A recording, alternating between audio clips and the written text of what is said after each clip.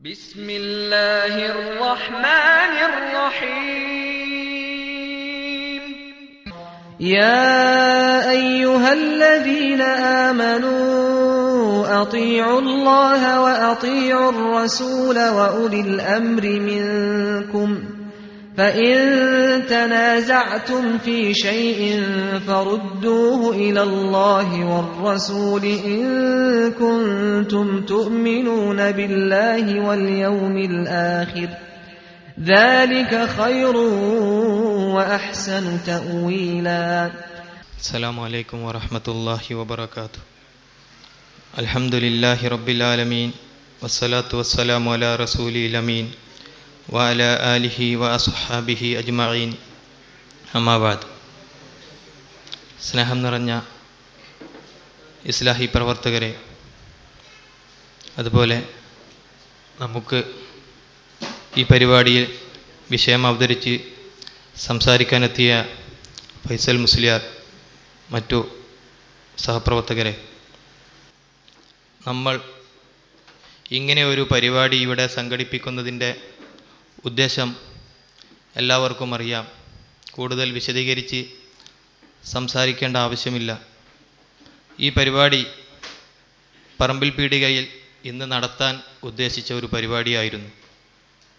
നമുക്കറിയാം, നമ്മുടെ സംഘടനയിൽ ഇപ്പോൾ നടന്നുകൊണ്ടിരിക്കുന്ന അഭിപ്രായ വ്യത്യാസങ്ങൾ, ഇതുമായി ബന്ധപ്പെട്ട് ആളുകൾക്കുണ്ടായിരിക്കുന്ന സംശയങ്ങൾക്ക് പൊതുപ്രഭാഷണമല്ലാത്ത രൂപത്തിൽ ഒരു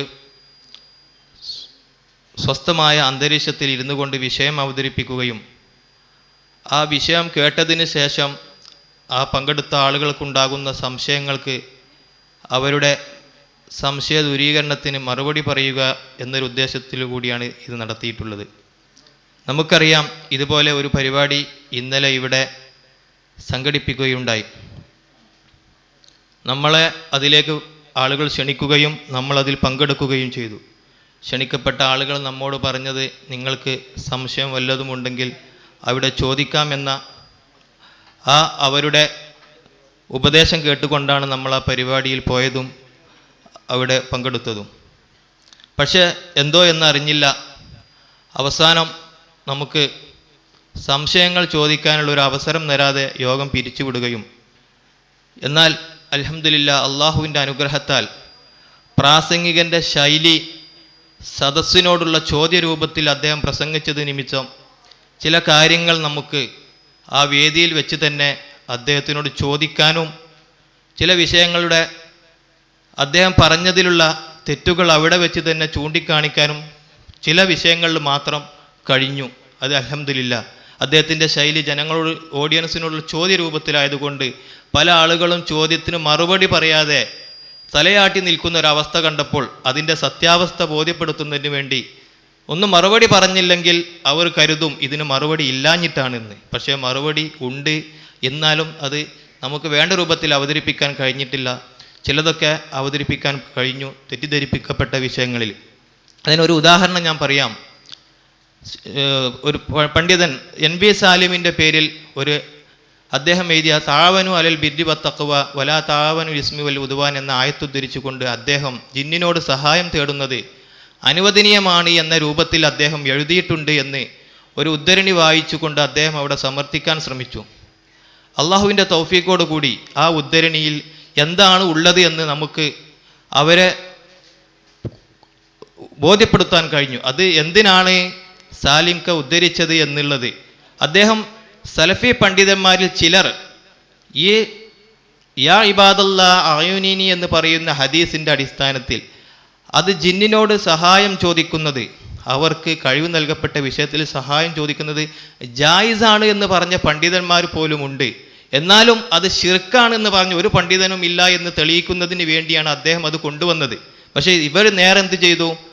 ഇത് അനുവദനീയമാണ് എന്ന രൂപത്തിലേക്ക് അട്ടിമറിക്കാൻ ശ്രമിച്ചപ്പോൾ അത് നമുക്ക് അവിടെ ബോധ്യപ്പെടുത്താൻ കഴിയും. മറ്റൊരു കുതന്ത്രത്തിന്റെ മറ്റൊരു ക്ലിപ്പ് ഞാൻ ഇവിടെ കൊണ്ടുവന്നിട്ട് എനിക്ക് ഭയങ്കര ദുഃഖമുണ്ട് കേട്ടോ. ഇത് ഒരാളുടെ പേരിൽ നമ്മളൊരു ആരോപണം ഇടുകയാണ്, അത് നിവൃത്തിയില്ലായിട്ട് മാത്രമാണ്. ക്ലിപ്പ് സത്യസന്ധമല്ലാതെ എൻ്റെ പേരിൽ കൊടുത്തതുകൊണ്ട് ഞാൻ കോടതിയിൽ പോയി കേസ് കൊടുക്കുന്നതിന് പകരം ഞാൻ നിങ്ങളുടെ മുന്നിൽ ഇത് പറഞ്ഞ് തെറ്റിദ്ധാരണ തിരുത്തുകയാണ്. ഞാൻ അവരോട് ആവശ്യപ്പെട്ടിട്ടുണ്ട്, നിങ്ങൾ ദയവ് ചെയ്ത് നിങ്ങൾ എവിടെയൊക്കെ ഇത് പറഞ്ഞിട്ടുണ്ടോ അവിടെ നിങ്ങൾ തിരുത്തി പറയണം. മനസ്സിലായില്ലേ? ഇനി ഞാൻ ഈ വിഷയം ഇതാണ് ഒന്നാമത്തേത്. അവർ ഒരിക്കലും എന്നെ സംശയിക്കാൻ പാടില്ല ഈ വിഷയത്തിൽ. കാരണം ഞാൻ അവർക്ക് എഴുതി കൊടുത്തതാണ്, സംസാരിച്ചതാണ്, പലവട്ടം സംസാരിച്ചതാണ്. ഇനി അതന്നെ ഇത് നിങ്ങളൊന്ന് ശ്രദ്ധിക്കും. ഇതുവരെ പ്രസംഗിച്ചെന്താ? മഞ്ചേരി സമ്മേളനം നടക്കുന്നത് വരെ, കൊപ്രാക്കള സമ്മേളനം നടക്കുന്നത് വരെ പ്രസംഗിച്ചെന്താ? ആരാ പറഞ്ഞത് തേടാം ശിർക്കല്ല എന്ന്? ആരാ പറഞ്ഞത്? ശിർക്കാണ്, 100 വട്ടം ശിർക്കാണെന്നൊക്കെ പറഞ്ഞു നടന്ന ആളുകള്, അത് എഴുതി പത്രത്തിൽ പ്രസിദ്ധീകരിച്ച ആളുകള്, ശിർക്കു തന്നെ എന്ന് മാതൃഭൂമി, ശിർക്കു തന്നെ എന്ന് മാധ്യമം, അങ്ങനെ പത്രത്തിൽ പ്രസിദ്ധീകരിച്ച ആളുകള് ഇപ്പോ ഇറക്കുന്ന, ഇപ്പോ നെറ്റ് വഴി വിതരണം ചെയ്തുകൊണ്ടിരിക്കുന്ന ഒരു സാധനം ഇത്. അതിനാണ് ഇപ്പൊ ഓരോന്നിങ്ങനെ വരില്ല കയ്യില്. അപ്പോ ജിന്നുകളോട് സഹായം ചോദിക്കൽ നിഷിദ്ധം എന്ന ടൈറ്റിൽ. എന്താണ്? ജിന്നുകളോട് സഹായം ചോദിക്കൽ നിഷിദ്ധം. ബഹുമാനായ ഷെയ്ഖ് സാലിഹ് ആലു ഷെയ്ഖിന്റെ പേര് വന്നിട്ടുള്ള ഒരു ലേഖനം NV മുഹമ്മദ് സാലിം എന്ന് പറയുന്ന ആള് വിവർത്തനം ചെയ്തിട്ട് സലഫി വോയിസ് എന്ന് പറയുന്ന അവരുടെ സൈറ്റിലൂടെ പ്രചരിപ്പിച്ച് ഇമെയിലിലൂടെ ഒക്കെ വിതരണം ചെയ്തുകൊണ്ടിരിക്കുന്ന ഒരു പേപ്പറാണിത്. ഈ ലേഖനത്തിൽ സാലിഹ് ആലു ഷെയ്ഖിന്റെ ഈ ഫത്വ വിവർത്തനം ചെയ്തതിന്റെ അടിയിൽ ഇതിന്റെ 5ാമത്തെ പേജിൽ അടിവരയിട്ടുകൊണ്ട് ഒരു കാര്യം പറയാണ്. അടിവരയിട്ടൊരു കാര്യം പറയുന്നത് അറിയോ? ഇവിടെ പ്രത്യേക പരാമർശം അർഹിക്കുന്ന ഒരു വിഷയമാണ് അഹ്ലുസുന്നയുടെ ചില പണ്ഡിതന്മാർ ജിന്നിനോടുള്ള സഹായം ചോദിക്കൽ അനുവദിച്ചപ്പോൾ അവർ വെച്ച മാനദണ്ഡങ്ങൾ. എന്നുവെച്ചാൽ ജിന്നോട് സഹായം ചോദിക്കൽ എന്താണ്? ശിർക്കാണോ? മിണ്ടണില്ലേ? ശിർക്കാണോ? വസീലത്തു ശിർക്കാണോ? ഹറാമാണോ? അല്ല, നേരെ മറിച്ച് അനുവദിച്ചപ്പോൾ ചില മാനദണ്ഡം വെച്ചിട്ടുണ്ട് നാം. എന്താ 2 മാനദണ്ഡം ഉള്ളത്? ജിന്നിനോട് സഹായം ചോദിക്കാൻ എത്ര മാനദണ്ഡം ഉണ്ട്? 2 മാനദണ്ഡം. കുളിയുടെ ഫർള് എത്രയുണ്ട്? 2. അതുപോലെ തന്നെ ജിന്നിനോട് സഹായം തേടണമെങ്കിൽ, നിങ്ങൾക്കൊരാൾക്ക് തേടണമെങ്കിൽ എത്ര മാനദണ്ഡം ഉണ്ട്? 2. ഏതൊക്കെ? 1, ഹറാമായ കാര്യത്തിനോ, കള്ളു കുടിക്കാൻ വേണ്ടിയാകാൻ പാടില്ല, വ്യഭിചരിക്കാൻ വേണ്ടിയാകാൻ പാടില്ല, അങ്ങനെ ഹറാമായ മാർഗത്തിനാകാൻ പാടില്ല, ഹറാമായ മാർഗത്തിലൂടെയോ ആവരുത് എന്നുള്ളതാണ്. അപ്പൊ ഒരാൾക്ക് വേണമെങ്കിൽ ആരോട് സഹായം ചേരാം, ആരോട് സഹായം തേടാം? ജിന്നിനോട്. പക്ഷെ 2 ഉപാധി. ഏതാ 2 ഉപാധി? ഹറാമായ മാർഗത്തിലൂടെ ആകാൻ പാടില്ല, അതുപോലെ തന്നെ ഹറാമായ കാര്യത്തിനും ആകാൻ പാടില്ല. ഇതാണ് അഹ്ലുസുന്നയുടെ നിലപാട് എന്ന് പേപ്പറിലടിച്ച് കേരളത്തിൽ പ്രവർത്തിക്കുന്ന മുജാഹിദ് പ്രസ്ഥാനത്തിൽ, ആ പ്രസ്ഥാനത്തിൽ തൗഹീദ് പഠിച്ച് പ്രവർത്തിച്ചു കൊണ്ടിരിക്കുന്ന കുട്ടികളോ, ആ കുട്ടികൾക്കിടയിലേക്ക് അവരുടെ കയ്യിലേക്ക് അച്ചടിച്ചു കൊടുക്കുമ്പോ ആ കവാടത്തിൽ അവശേഷിക്കുന്ന 2 കൊളുത്തുകൂടി ഊരാനുള്ള പണി നടത്തുകയാണ്. കാരണം ആ ചങ്ങല നിങ്ങൾ പൊട്ടിച്ചു കളഞ്ഞു, ആ പൂട്ട് നിങ്ങൾ തകർത്തു കളഞ്ഞു. ഇനി അവശേഷിക്കുന്ന ആ കവാടത്തിന്റെ 2 ആ കുറ്റി മാത്രമാണ് അവശേഷിക്കുന്നതെങ്കിൽ ആ കുറ്റി കൂടി തുറന്നു കൊടുക്കാനുള്ള വഴി അന്വേഷിക്കുകയാണ്. അഥവാ ഹലാലായ കാര്യത്തിന് വേണ്ടിയാണെങ്കിൽ, ഹലാലായ മാർഗത്തിലൂടെയാണെങ്കിൽ ജിന്നിനോട് സഹായം തേടൽ അനുവദനീയമാണെന്ന് അഹ്ലുസുന്നയുടെ പണ്ഡിതന്മാര് പറഞ്ഞിട്ടുണ്ട് എന്നൊരു തത്വം കൊടുക്കുകയാണ്. നിങ്ങൾ കണ്ടില്ലേ? ഇതാണ് ആ ലേഖനം. 6 പേജുള്ള ചെറിയ ലേഖനമാണ്. അതിൻ്റെ ടൈറ്റിൽ തന്നെ ജിന്നിനോട് സഹായം ചോദിക്കൽ നിഷിദ്ധം. ഞാൻ എൻ്റെ സുഹൃത്തുക്കളോട് ഇത് പറഞ്ഞ് ഇതിനെപ്പറ്റി ഇങ്ങനെ പറഞ്ഞപ്പോൾ ഞാനൊരു പ്രസംഗം ഉണ്ടാക്കി നെറ്റ് കൂടെ വിടുകയെന്ന് പറഞ്ഞപ്പം എൻ്റെ സുഹൃത്തുക്കൾ എന്നോട് പറഞ്ഞു, ദയവ് ചെയ്ത് ഇനി നിങ്ങൾ പ്രസംഗിക്കല്ലേ, കാരണം ഇന്ന് വേറെ ക്ലിപ്പും വരും. അപ്പോൾ അതുകൊണ്ട് എന്നാലും ഇത് ട്രാൻസ്ലേറ്റ് ചെയ്ത് കൊടുക്കുക എന്ന് വിചാരിച്ച്, എന്നാൽ ഇതൊരു രേഖയാണ്, ഒരുപാട് ഇത് അങ്ങനെ ക്ലിപ്പ് കട്ട് ചെയ്യാനൊന്നും ഇല്ല. ഇത് വായിച്ചു നോക്കി നമ്മുടെ ഇടയിലുള്ള തർക്കം മുഴുവനും ഇതിൻ്റെ അകത്ത് കൈകാര്യം ചെയ്തിട്ടുണ്ട് ഇതിൽ. ഇനി ഇതാണ് ആ ലേഖനം, വളരെ ചെറിയ ലേഖനം. സാലിഹ് ആൽ ഷെയ്ഖിൻ്റെ ഒരു ചോദ്യോത്തരം ഞാൻ വിവർത്തനം ചെയ്തതാണ്. അതിൻ്റെ താഴേക്ക് വാ, 5ാമത്തെ പേജ്. ഇനി താഴെ പോകണം. അവിടെ. ഇതാണ് ഇപ്പോൾ അവർ വായിച്ചത്. മനസ്സിലായില്ലേ? അവർ വായിച്ചിട്ടുള്ളത് ഇവിടെ പ്രത്യേകം പരാമർശമർഹിക്കുന്ന ഒരു വിഷയമാണ്. അഹ്ലുസുന്നയുടെ ചില പണ്ഡിതന്മാർ ജിന്നിനോടുള്ള സഹായം ചോദിക്കൽ അനുവദിച്ചപ്പോൾ. ആ വാചകം അതുവരെ അദ്ദേഹം വായിച്ചു, അതായത് 2ാമത്തെ വരി പകുതി വരെ. ഈ അടിക്കുറിപ്പ് കൊടുക്കാനുള്ള കാരണം അതിൻ്റെ മേലുണ്ട്. ഈ വിഷയം പണ്ഡിതന്മാർ നിരുത്സാഹപ്പെടുത്തുകയും സാലെ ആൽ ഷെയ്ഖ് എഴുതുകയാണ്. അതിൻ്റെ ഒന്നും കൂടെ മേൽക്ക് പോകും. ഇതാ, ഈ വിഷയം പണ്ഡിതന്മാർ നിരുത്സാഹപ്പെടുത്തുകയും എതിർക്കുകയും ചെയ്യേണ്ടതുണ്ട്. ജിന്നിനെ ഉപയോഗപ്പെടുത്തുകയും ചില പണ്ഡിതന്മാർ അത് അനുവദിച്ചിരിക്കുന്നു എന്ന് പറഞ്ഞ് അതിന് മാർഗമന്വേഷിക്കുന്നവർക്കുമെതിരിൽ തെളിവ് സ്ഥാപിക്കുകയും ചെയ്യേണ്ടതുണ്ട്. സാലെ ആൽ ഷെയ്ഖ് അദ്ദേഹത്തിൻ്റെ അഭിപ്രായം ഹറാമാണെന്നാണ്. അതുകൊണ്ട് ഹറാമാണ് എന്നതിന് ജിന്നിനോട് സഹായം ചോദിക്കാം എന്ന് പണ്ഡിതന്മാർ പറഞ്ഞ ഉദ്ധരണി ദുരുപയോഗം ചെയ്യുന്നവർക്കെതിരിൽ തെളിവ് സ്ഥാപിക്കണം എന്ന് അദ്ദേഹം പറഞ്ഞു.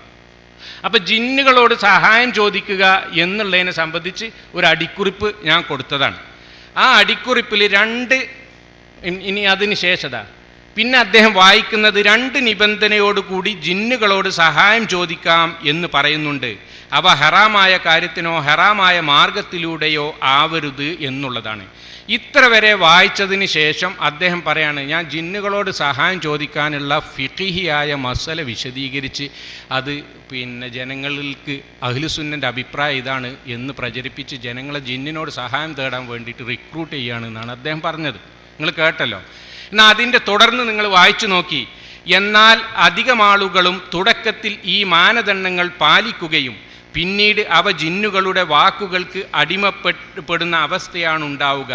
അങ്ങനെ ഷെയ്ഖ് സാലെ ആൽ ഷെയ്ഖ് ഹഫിളഹുല്ല ഈ ലേഖനത്തിൽ പറഞ്ഞതുപോലെ അവർ ഷിർക്കിൽ കൂപ്പുകുത്തും. അതാണ് വസീലത്തു ഷിർക്ക് എന്ന് പറയാനുള്ള കാരണം. അതുകൊണ്ട് ആ വാതിൽ തീർച്ചയായും അടയ്ക്കേണ്ടതാണ്. പണ്ഡിതന്മാർ പറഞ്ഞിട്ടുണ്ടെങ്കിലും മുഖബിൽ വാദിയും അതുപോലെയുള്ള സാലെ ഉസൈമീനൊക്കെ പറഞ്ഞിട്ടുണ്ട്, റഹിമഹുമുള്ള അവരൊക്കെ പറഞ്ഞിട്ടുണ്ടെങ്കിലും ആ വാദം നമ്മൾ എടുക്കാൻ പാടില്ല. ആ വാതിൽ തീർച്ചയായും അടയ്ക്കേണ്ടതാണ് എന്നാണ് പറഞ്ഞത്. പിന്നെ ഞാനിവിടെ സ്ട്രെസ് ചെയ്ത പോയിന്റ്, ഈ പണ്ഡിതന്മാരുടെ ഇങ്ങനെയുള്ള പരാമർശം കാരണം അവർ ഷിർക്കിൻ്റെ പ്രചാരകരെന്നോ മുശ്രിക്കായെന്നോ അഹ്ലുസുന്നയുടെ ഒരു പണ്ഡിതനും പറഞ്ഞിട്ടില്ല എന്ന വസ്തുത ഇവിടെ പ്രത്യേകം എടുത്തു പറയേണ്ടതാണ്. അതായത് അഹ്ലുസുന്നയുടെ പണ്ഡിതന്മാരിൽ അനുവദനീയം എന്ന പണ്ഡിതന്മാരെ പറ്റി പോലും അഹ്ലുസുന്നയുടെ ആരും തന്നെ അവരുടെ മേൽ ഷിർക്ക് ആരോപിച്ചിട്ടില്ല. എന്നാൽ ഇവിടെ ഒരു പണ്ഡിതനും അനുവദനീയമാണെന്ന് പറയുന്നില്ല. ഇവിടെ പറയുന്നത് ഹറാമാണെന്നാണ് പറയുന്നത്. എന്നിട്ട് ഷിർക്ക് ആരോപിച്ചിട്ട് പുറത്താക്കുക. നിങ്ങളൊന്ന് ആലോചിച്ച് നോക്കി. ഇതാണ് നമ്മുടെ സംഘടനയെ കൊത്തി നുറുക്കുക എന്ന് പറഞ്ഞിട്ടുള്ളത്. തൗഹീദി പ്രബോധനം കുറച്ച് കാലമായിട്ട് നിച്ചിൻ്റെ ദാവത്ത് നിലച്ചു. തൗഹീദി പ്രബോധനം നിർത്തിവെച്ചതുപോലെ ഖുറാഫികളൊക്കെ ഇന്ന് മേയാണ്. ബിദ്അത്തും തോന്നിവാസും പറഞ്ഞ അവർ മേയാണ്. അതുപോലെ ഒന്നാമതായി അദ്ദേഹം പ്രസംഗം ആരംഭിച്ചത് തന്നെ സക്കരിയ സ്വലാഹിക്ക് ജിന്നിനോട് പ്രാർത്ഥിക്കാമെന്നോ സഹായം ചോദിക്കാമെന്നോ വാദമില്ല എന്ന് പറഞ്ഞുകൊണ്ടാണ്. അൽഹംദുലില്ലാ, നല്ലൊരു അദ്ദേഹത്തിൻ്റെ ആ അവതരണം നമ്മളെല്ലാവരും അംഗീകരിക്കുന്നു. കാരണം നമ്മുടെ പ്രസിഡന്റ് TP അബ്ദുള്ള കോയ മദനിയെ പോലെയുള്ള നമ്മുടെ ബഹുമാന്യരായ നേതാക്കന്മാർ പറയുന്നത് ജിന്നിനോട് പ്രാർത്ഥിക്കാം എന്നാണ് അദ്ദേഹത്തിൻ്റെ CD-കളിലൊക്കെ നമ്മൾ കണ്ടത്. അതുപോലെ KV അബ്ദുൽ ലത്തീഫ് മൗലവി ഒക്കെ പറയുന്നത് ദുആ ഇരക്കാം എന്നാണ്. ആ വാദത്തിൽ നിന്ന് അവർ മാറി എന്നത് അൽഹംദുലില്ലാ നല്ലൊരു ലക്ഷണമായിട്ടാണ് നമ്മൾ കാണുന്നത്. ഞാൻ കൂടുതൽ നീട്ടിപ്പറയുന്നില്ല. അതുപോലെ അദ്ദേഹം ഇവിടെ സമർത്ഥിച്ചത് ഈ യാ ഇബാദല്ലാ ശിർക്കാകാനുള്ള ഒരു കാരണത്തിൽ എണ്ണി പറഞ്ഞത് മലക്കും ജിന്നും അബോധിക സൃഷ്ടികൾ അല്ലെങ്കിൽ അബോധികമാണ് എന്ന രൂപത്തിലായതുകൊണ്ടാണ് എന്ന് പറഞ്ഞു. അതിൻ്റെ എല്ലാം വിശദ വിവരണങ്ങൾ ബഹുമാന്യനായ പണ്ഡിതൻ ഫൈസൽ മുസ്ലിയാർ ഇവിടെ വിശദീകരിക്കും. ആ പരിപാടിയിൽ അവസാനം വരെ ജിന്നിനോട് അല്ലെങ്കിൽ യാ ഇബാദല്ലാ അഅ്യുനീനി എന്ന ഹദീസിൻ്റെ ലഫ്ളിൽ അതിൻ്റെ മത്നിൽ ശിർക്കുണ്ട് എന്ന് ഏതെങ്കിലും പണ്ഡിതനായി പറഞ്ഞതായിട്ട് ഇന്നലെ അവിടെ തെളിയിക്കാൻ കഴിയും. അതാണ് നമ്മുടെ തമ്മിലുള്ള അഭിപ്രായ വ്യത്യാസത്തിൻ്റെ മർമ്മം. ഈ ഹദീസിൻ്റെ മത്നിൽ ശിർക്കുണ്ടോ ഇല്ലേ, ഇതാണ് അഭിപ്രായ വ്യത്യാസം. മറ്റ് ജിന്നിനോട് സഹായം തേടുക എന്നുള്ളത് നമുക്ക് ആർക്കും അഭിപ്രായ വ്യത്യാസമില്ല, ഷിർക്കാണ്. ആർക്കും അഭിപ്രായ വ്യത്യാസമില്ല. ഈ ഹദീസിൻ്റെ ലഫ്ളിൽ ഷിർക്കുണ്ടോ ഇല്ലേ എന്നുള്ളതാണ്. ഈ വിഷയങ്ങൾ വളരെ വിശദമായിക്കൊണ്ട് ഫൈസൽ മുസ്ലിയാർ ഇത് ഇവിടെ സംസാരിക്കും. അതിനുവേണ്ടി അദ്ദേഹത്തെ ഞാൻ ക്ഷണിച്ചുകൊള്ളുന്നു.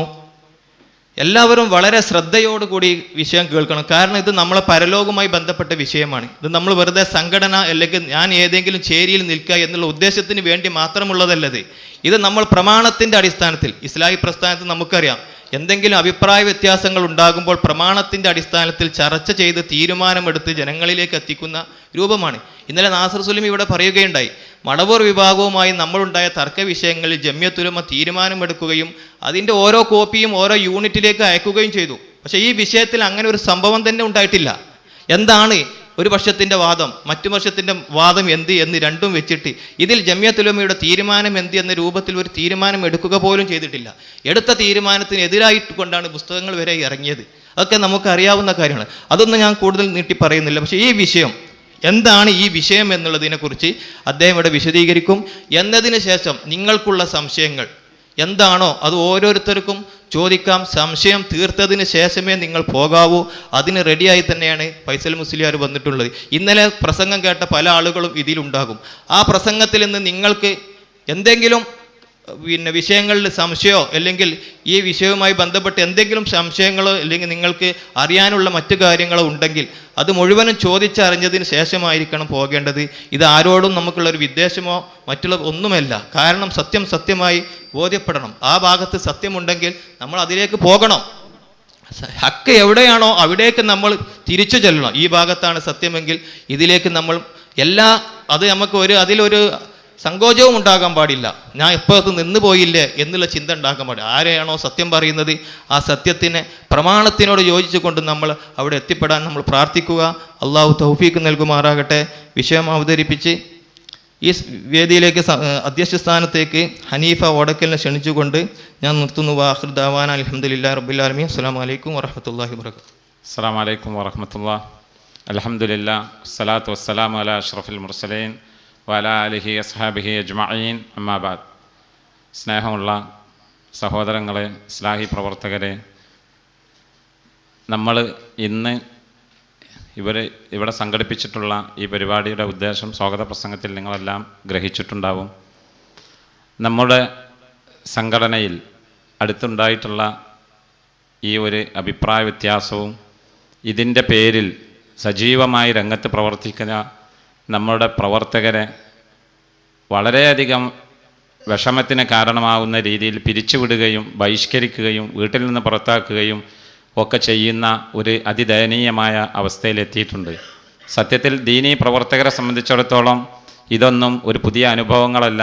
ദഅവത്തിൻ്റെ രംഗത്ത് ഇത്തരം പ്രതിസന്ധികൾ ഉണ്ടാവുമെന്നും മുൻഗാമികൾക്ക് ഇങ്ങനെയൊക്കെ ഉണ്ടായിട്ടുണ്ട് എന്നും അറിയുന്ന നമ്മളെ സംബന്ധിച്ചോളം അത് ഒരു പരീക്ഷണമായി അള്ളാഹുവിൻ്റെ പ്രതിഫലം കൂടുതൽ കരസ്ഥമാക്കാനുള്ള കാരണമായി നമുക്ക് ചിന്തിക്കാവുന്നതാണ്.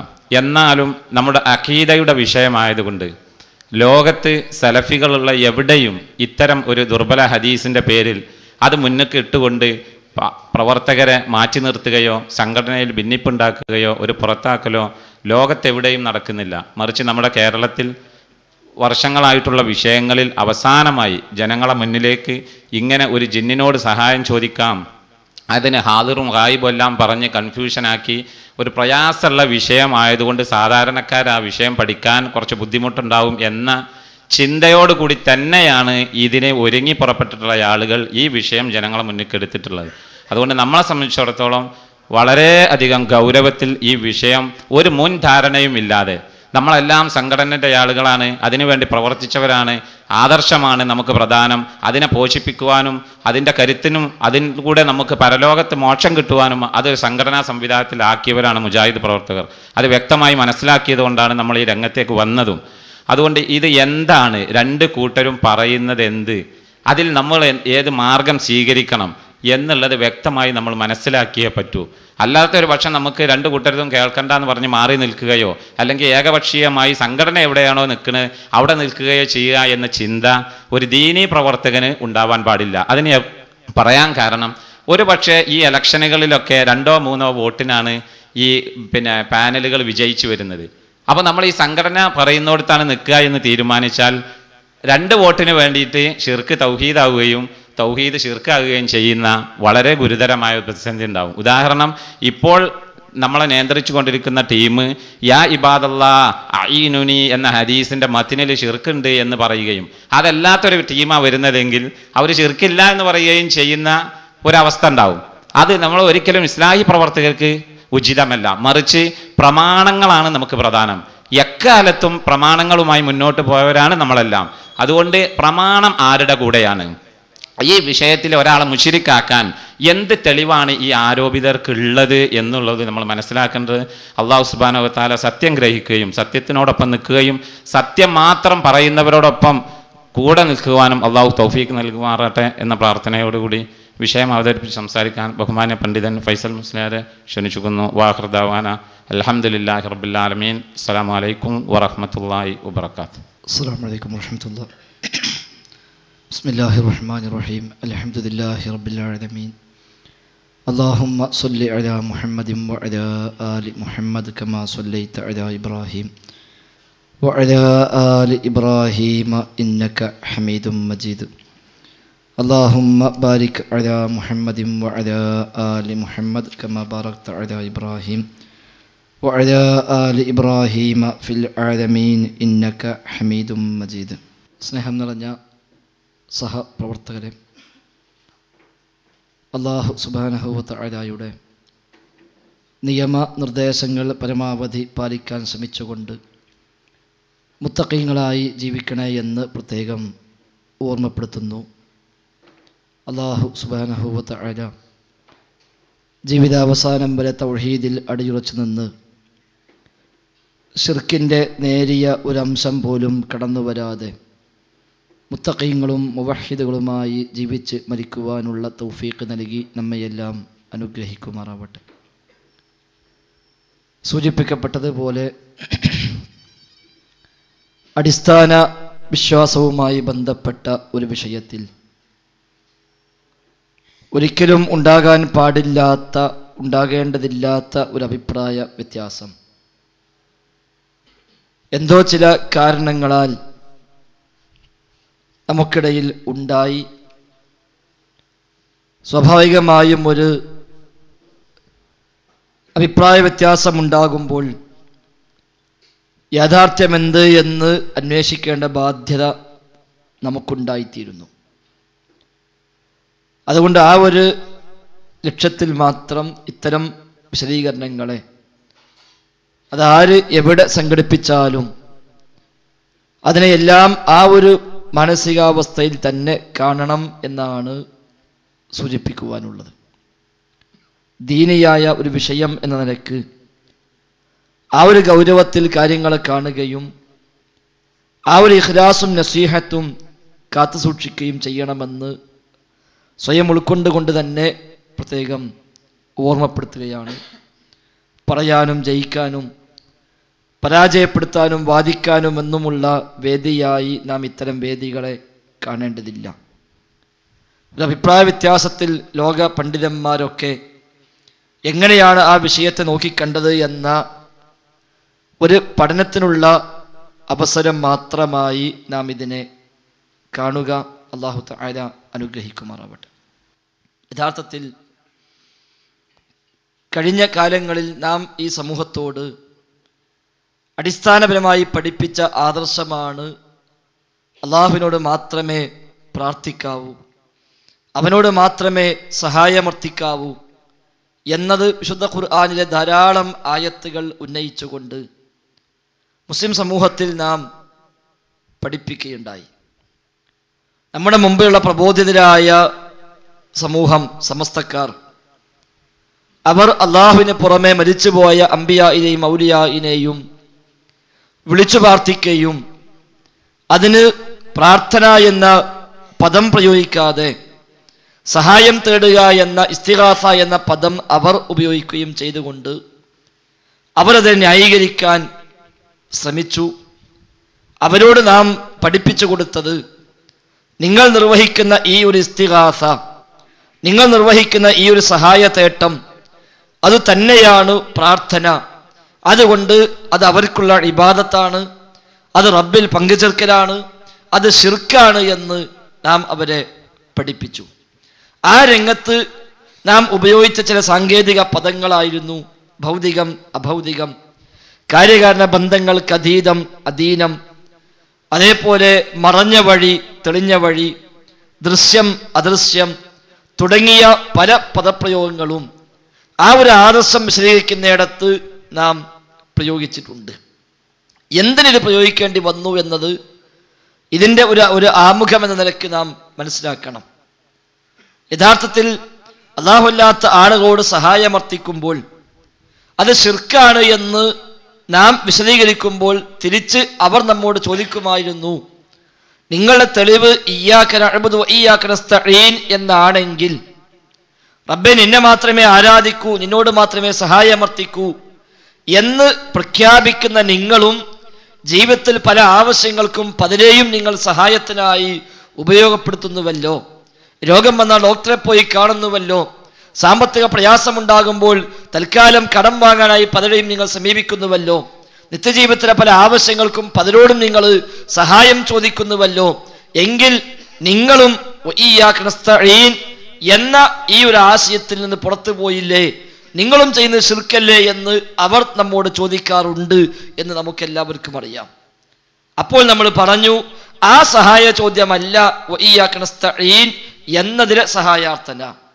ഡോക്ടറെ മുമ്പ് ചെന്ന ഡോക്ടറെ എനിക്ക് സുഖമില്ല, നിങ്ങൾ സുഖമാക്കി തരണം എന്നൊരാൾ പറഞ്ഞാലും അവിടെ അയാൾ പറഞ്ഞ ഈ പറച്ചിൽ ഇയ്യാക നസ്തഈൻ എന്നതിന് എതിരാകുന്നില്ല. കടം കൊണ്ട് ബുദ്ധിമുട്ടിയ മനുഷ്യൻ ഒരു പണക്കാരനെ ചെന്ന് സമീപിച്ച് ഞാൻ വലിയ കടത്തിലാണ്, നിങ്ങൾ എന്നെ സഹായിക്കണം എന്ന് പറഞ്ഞാൽ അത് ഇയ്യാക നസ്തഈൻ എന്ന ആയത്തിന് എതിരാകുന്നില്ല എന്ന് നാം വിശദീകരിച്ചു. എന്തുകൊണ്ട് എതിരാകുന്നില്ല? അതായിരുന്നു സമസ്തക്കാരന്റെ ചോദ്യം. ഡോക്ടറെ രോഗം സുഖമാക്കണേ എന്ന് നിങ്ങൾ പറയുന്നു, ഞങ്ങളും പറയുന്നു മുഹീദ്ദീൻ ശൈഖെ രോഗം സുഖമാക്കണേ. ഇതെന്താണ് വ്യത്യാസം? രണ്ടും ഒന്നല്ലേ? പിന്നെയുള്ള വ്യത്യാസം അവര് വിശദീകരിച്ചത്, ഒന്ന് അള്ളാഹുവിനോട് ചോദിക്കുമ്പോൾ അത് ഇലാഹാണ് എന്ന നിലക്കും സ്വന്തം കഴിവുണ്ട് എന്ന നിലക്കുമാണ് ചോദിക്കുന്നത്. അതുകൊണ്ട് അത് ദുആ ആയി, അള്ളാഹുവിനുള്ള പ്രാർത്ഥനയായി. എന്നാൽ മുഹീദ്ദീൻ ശൈഖിനോട് രോഗം സുഖമാക്കാൻ വേണ്ടി ചോദിക്കുമ്പോൾ മുഹീദ്ദീൻ ശൈഖ് ഇലാഹാണ് എന്ന് ഞങ്ങൾ വിശ്വസിക്കുന്നില്ല, മുഹീദ്ദീൻ ശൈഖിന് സ്വന്തം കഴിവുണ്ട് എന്ന് ഞങ്ങൾ വിശ്വസിക്കുന്നില്ല. അല്ലാഹു തആല കൊടുത്ത കഴിവാകുന്ന മുഅ്ജിസത്ത് കറാമത്ത് അടിസ്ഥാനത്തിൽ സഹായിക്കുമെന്നേ ഞങ്ങൾക്ക് വിശ്വാസമുള്ളൂ. അതുകൊണ്ട് ഈ ചോദ്യം മുഹീദ്ദീൻ ശൈഖുള്ള ദുആ അല്ല, ആരാധനയല്ല, ഇത് പ്രാർത്ഥനയല്ല, അതുകൊണ്ട് ശിർക്കുമല്ല എന്നാണ് അവർക്ക് ന്യായം പറയാനുള്ളത്. അതിന് പ്രതികരണമായി, പ്രതിവാദമായി നാം പറഞ്ഞു കൊടുത്തത്, സ്വയം കഴിവുണ്ട് എന്ന് വിശ്വസിച്ചെങ്കിലേ ശിർക്കാകൂ എന്ന് ഇസ്ലാമിക പ്രമാണം പരിചയപ്പെടുത്തുന്നില്ല. സ്വയം കഴിവുണ്ട് എന്ന് വിശ്വസിച്ചാൽ അത് ശിർക്ക് തന്നെയാണ്, ഇലാഹാണ് എന്ന് വിശ്വസിച്ചാൽ അത് ശിർക്ക് തന്നെയാണ്. എന്നാൽ ഇലാഹാണെന്ന വിശ്വാസമില്ലെങ്കിലും സ്വയം കഴിവുണ്ട് എന്ന് വിശ്വസിച്ചില്ലെങ്കിലും ശിർക്ക് വരാം, ഒരു വിളി പ്രാർത്ഥനയാകാം.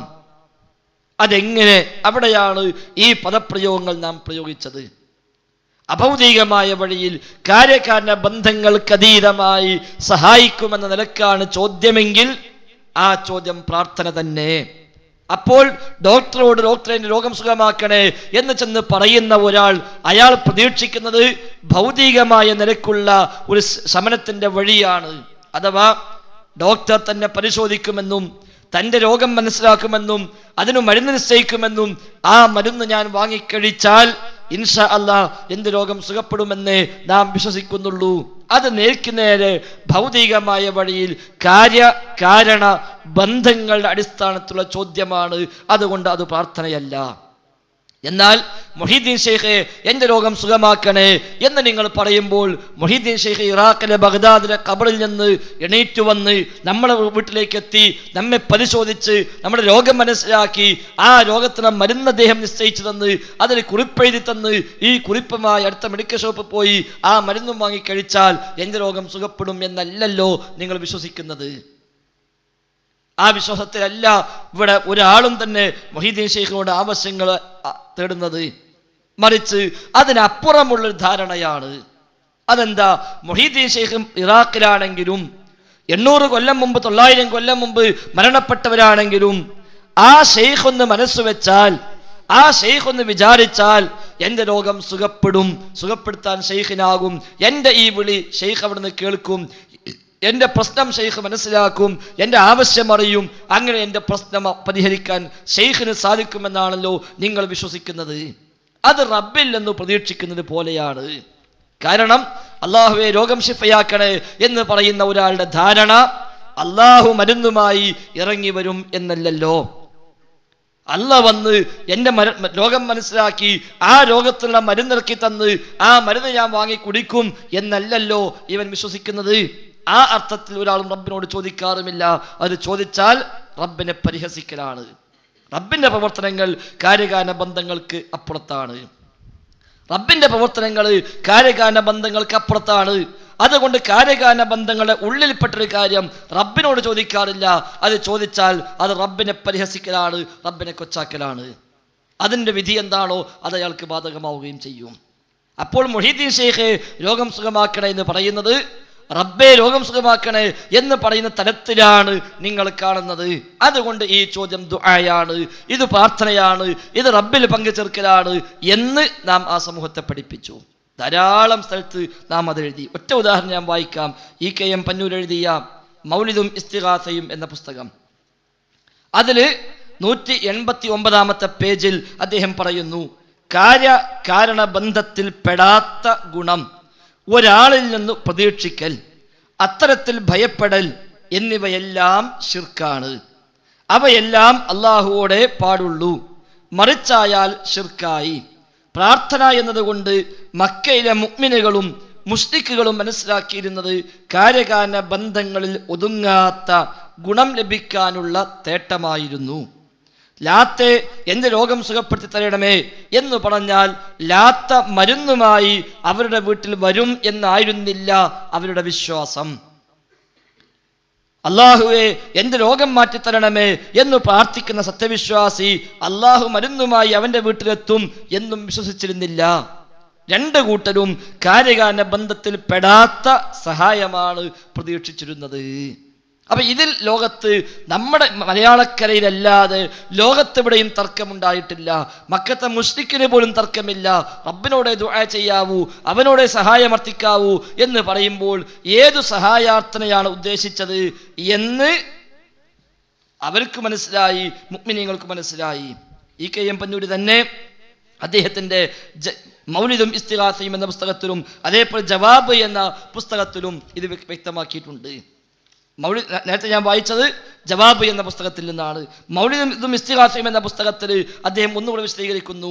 ഇബാദത്തിന് അഥവാ ആരാധനക്ക് കാര്യകാരണ ബന്ധങ്ങൾക്ക് അതീതമായ അഥവാ അഭൗതികമായ നിലയിൽ ഗുണം പ്രതീക്ഷിച്ചോ ദോഷം ഭയന്നോ ചെയ്യുന്ന സഹായാർത്ഥന എന്ന പുതിയ നിർവചനം സൃഷ്ടിച്ചാണ് സുന്നികൾ ഇസ്തിഗാസയെ മുജാഹിദുകൾ ശിർക്കാക്കുന്നത് എന്നാണ് എല്ലാ മുസ്ലിയാക്കളും അനുയായികൾ തെറ്റിദ്ധരിപ്പിക്കുന്നത്.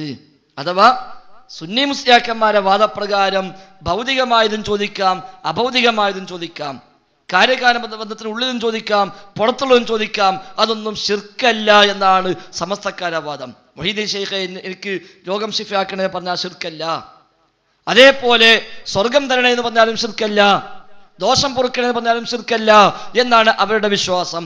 അതുകൊണ്ടാണ് ഇർതകബത്തുൽ ഖത്വ എന്ന പദ്യം നമ്മൾ ചൊല്ലിക്കൊടുക്കുമ്പോൾ അവർക്ക് കൂസലില്ല. എന്താ കാരണം? അവരുടെ വിശ്വാസം അതൊക്കെ പറയാം. നബിയെ എൻ്റെ ദോഷം പൊറുക്കണേ എന്ന് പറയാം എന്ന അവരുടെ വിശ്വാസം. ആ വിളി അഭൗതികം തന്നെയാണ്, കാര്യകാരണ ബന്ധങ്ങൾക്ക് അപ്പുറം തന്നെയാണ്, എന്നാലും ശിർക്കല്ല എന്ന അവരുടെ വാദം.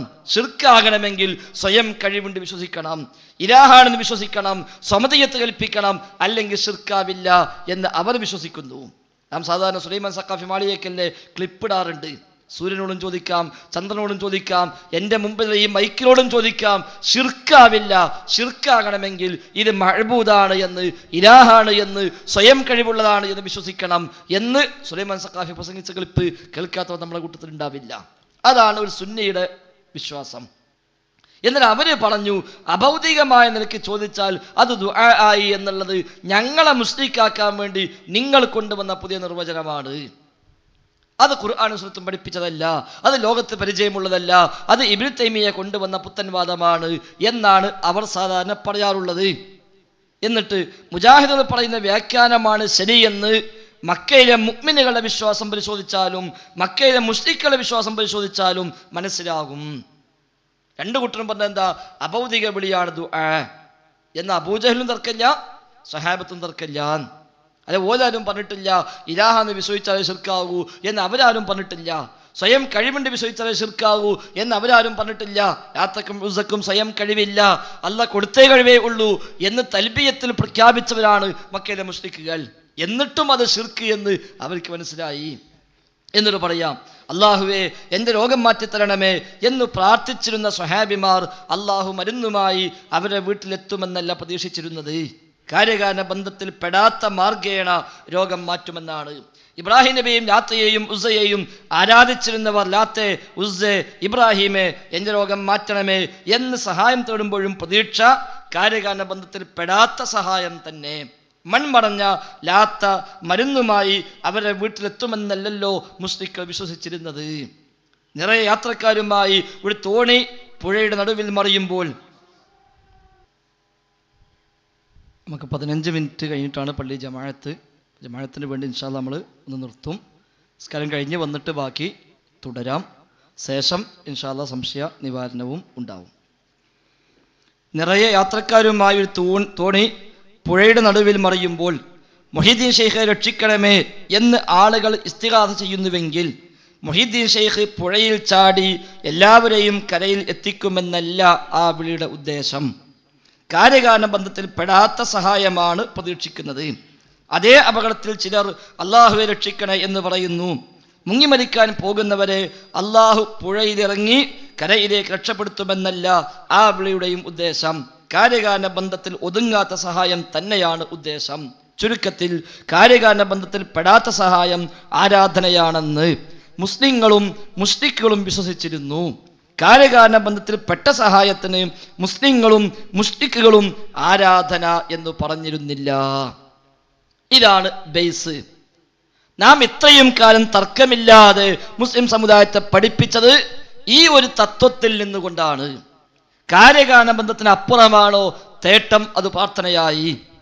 കാര്യകാരണ ബന്ധത്തിന് ഉള്ളിലാണോ അത് പ്രാർത്ഥനയല്ല. പിന്നെ എന്ത് അനുവദിക്കപ്പെടുമോ ഇല്ലേ, അത് ചോദിക്കപ്പെടുന്ന ആളും ചോദിക്കപ്പെടുന്ന വിഷയമനുസരിച്ച് കാര്യങ്ങളുടെ നിയമങ്ങൾ മാറി വരാം.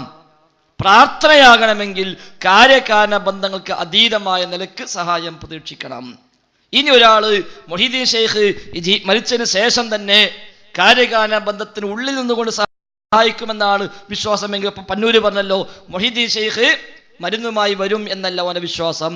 മുഹീദ്ദീൻ ഷെയ്ഖ് പുഴയിലേക്ക് ഇറങ്ങി വന്ന് നീന്തി തന്നെ പിടിച്ച് രക്ഷപ്പെടുത്തുമെന്നല്ല ഉദ്ദേശം. ആ നിലയ്ക്ക് ആണെങ്കിലും ഒരാൾ ഉദ്ദേശം, ഒരുത്തൻ വണ്ടി എടുത്ത് ഇവിടുന്ന് പോവുക, ചോദിച്ചു എങ്ങോട്ടാ പോണത്, അയാൾ പറഞ്ഞു ഞാൻ മുഹീദ്ദീൻ ഷെയ്ഖിനെ വിളിച്ചിട്ടുണ്ട്, ഷെയ്ഖ് ഇപ്പൊ 10 മണിന്റെ ഫ്ലൈറ്റിന് എയർപോർട്ടിൽ ഇറങ്ങുന്ന മൂപ്പരെ വിളിച്ച് പറഞ്ഞിരുന്നു, അതുകൊണ്ട് മൂപ്പരെ കൂട്ടിക്കൊണ്ടുവരാൻ വേണ്ടി പോവുകയാണ് എന്ന് പറഞ്ഞു ഒരുത്ത വണ്ടി എടുത്ത് എയർപോർട്ടിൽ പോവുകയാണെങ്കിൽ നമ്മൾ എന്താ മനസ്സിലാക്കല്? അയാൾക്ക് തലക്ക് സുഖമില്ലാതെ മനസ്സിലാക്കുക. അയാൾ ശിർക്ക് ചെയ്തു എന്നല്ല നമ്മൾ പറയരുത്, അയാൾക്ക് തലക്ക് സുഖമില്ല എന്ന് മനസ്സിലാക്കും. നമ്മൾ രാവിലെ കോഴിക്കടയിൽ ചെന്നപ്പോൾ ഒരുത്തനുണ്ട് ഒരു 10 കിലോ കോഴി വാങ്ങണത്. എന്താ വെച്ചാൽ ഒന്നുമല്ല, അന്ന് മൊഹീദ്ദീൻ ഷെയ്ഖും റിഫായി ഷെയ്ഖും ബദരീങ്ങളൊക്കെ പടം ഉച്ചയ്ക്ക് ചോറുന്നാൻ വരുന്നുണ്ട്. അപ്പൊ അവർക്ക് വേണ്ടി ഞാൻ കുറച്ച് ഇറച്ചി വാങ്ങാണ് എന്ന് പറഞ്ഞാൽ എന്താ ചങ്ങായി, വല്ലതും അപകടം വല്ലതും പറ്റിയിക്കണോ, മനസ്സിനെ നിലതെറ്റിക്കണോ എന്ന് നമ്മൾ ചോദിക്കുക. അപ്പൊ കാര്യകാരണ ബന്ധത്തിന് ഉള്ളിലാണ് അവൻ പ്രതീക്ഷിക്കുന്നത്. അതാവട്ടെ അവന്റെ തെറ്റിദ്ധാരണയാണ്, അല്ലെങ്കിൽ അവന്റെ ബുദ്ധിക്ക് ഭ്രമം സംഭവിച്ചതാണ്. എന്നാൽ കുത്തുബിയത്ത് നടത്തുമ്പോൾ ഷെയ്ഖ് ഹാജറാകുമെന്ന് വിശ്വസിക്കുന്നു. അതെങ്ങനെ ഹാജറാകല്? കുത്തുബിയത്തിൽ വിളിക്കാൻ വേണ്ടി ഹാജറായ കുറെ മൂല്യന്മാരുണ്ടല്ലോ അവന്റെ വീട്ടില്, അവര് ഹാജറായ പോലെയാണോ ഷെയ്ഖ് ഹാജറാകുന്നത് അവന്റെ വിശ്വാസത്തിൽ? അല്ല. 1000 പ്രാവശ്യം യാ ഗൗസ് യാ മുഹ്യിദ്ദീൻ എന്ന് വിളിക്കാൻ ഇവന്റെ വീട്ടിൽ ഇപ്പൊ ഹാജറായ കുറച്ച് മുസ്ലിയാക്കന്മാരുണ്ട്. അവര് ഹാജറായത് എങ്ങനെ? ഇപ്പം വണ്ടി കൊടുത്തയച്ചു, ആ വണ്ടി കയറി ഒരു ഇവിടെ വന്നു, റൂമിൽ കയറി അവിടെ ഇരുന്നു, അവർ വിളിക്കുന്നു. മുഹീദ്ദീൻ ഷെയ്ഖ് ഹാജറാകൻ എങ്ങനെ? ഇതേ രൂപത്തിൽ ഷെയ്ഖ് നമ്മൾ ആളെ പറഞ്ഞേക്കും, അല്ലെങ്കിൽ വണ്ടി കൊടുത്തയക്കും, ഷെയ്ഖ് ആ വണ്ടി കയറി ഇവിടെ വരും, 1000 പ്രാവശ്യം തേഞ്ഞു അല്ലേ, ഇനി എന്താ നിങ്ങളെ ആവശ്യം എന്ന് ചോദിക്കും എന്നല്ല ഇവന്റെ ധാരണ. പിന്നെ എങ്ങനെ ഹാജറാവുക? ഈ കാര്യകാരണ സംവിധാനമൊന്നുമില്ലാതെ, ഈ വ്യവസ്ഥയൊന്നുമല്ലാതെ 900 കൊല്ലം മുമ്പ് ഇറാഖിൽ മരണപ്പെട്ടവർ ഖബറിൽ കിടക്കുന്നവരാണെങ്കിലും ഈ വിളി ഷെയ്ഖ് അവിടെ കേൾക്കുന്നു, ഷെയ്ഖ് പ്രശ്നം മനസ്സിലാക്കുന്നു, നമ്മുടെ വീട്ടിലേക്ക് ഷെയ്ഖ് എത്തുന്നു, നമ്മൾ റൂമിലെത്തുന്നു, അവിടെ ഇട്ടപ്പൊടിയിൽ ചവിട്ടിപ്പോകുന്നു. പക്ഷെ നമ്മൾ കാണുന്നില്ല, നമ്മൾ അറിയുന്നില്ല, നമ്മോടിലേക്ക് സംസാരിക്കുന്നില്ല. എന്നാലും ഷെയ്ഖ് ഹാജറാകും, ഷെയ്ഖ് പ്രശ്നം അറിയും, ഷെയ്ഖ് പരിഹാരം നൽകും. എങ്ങനെ പരിഹാരം?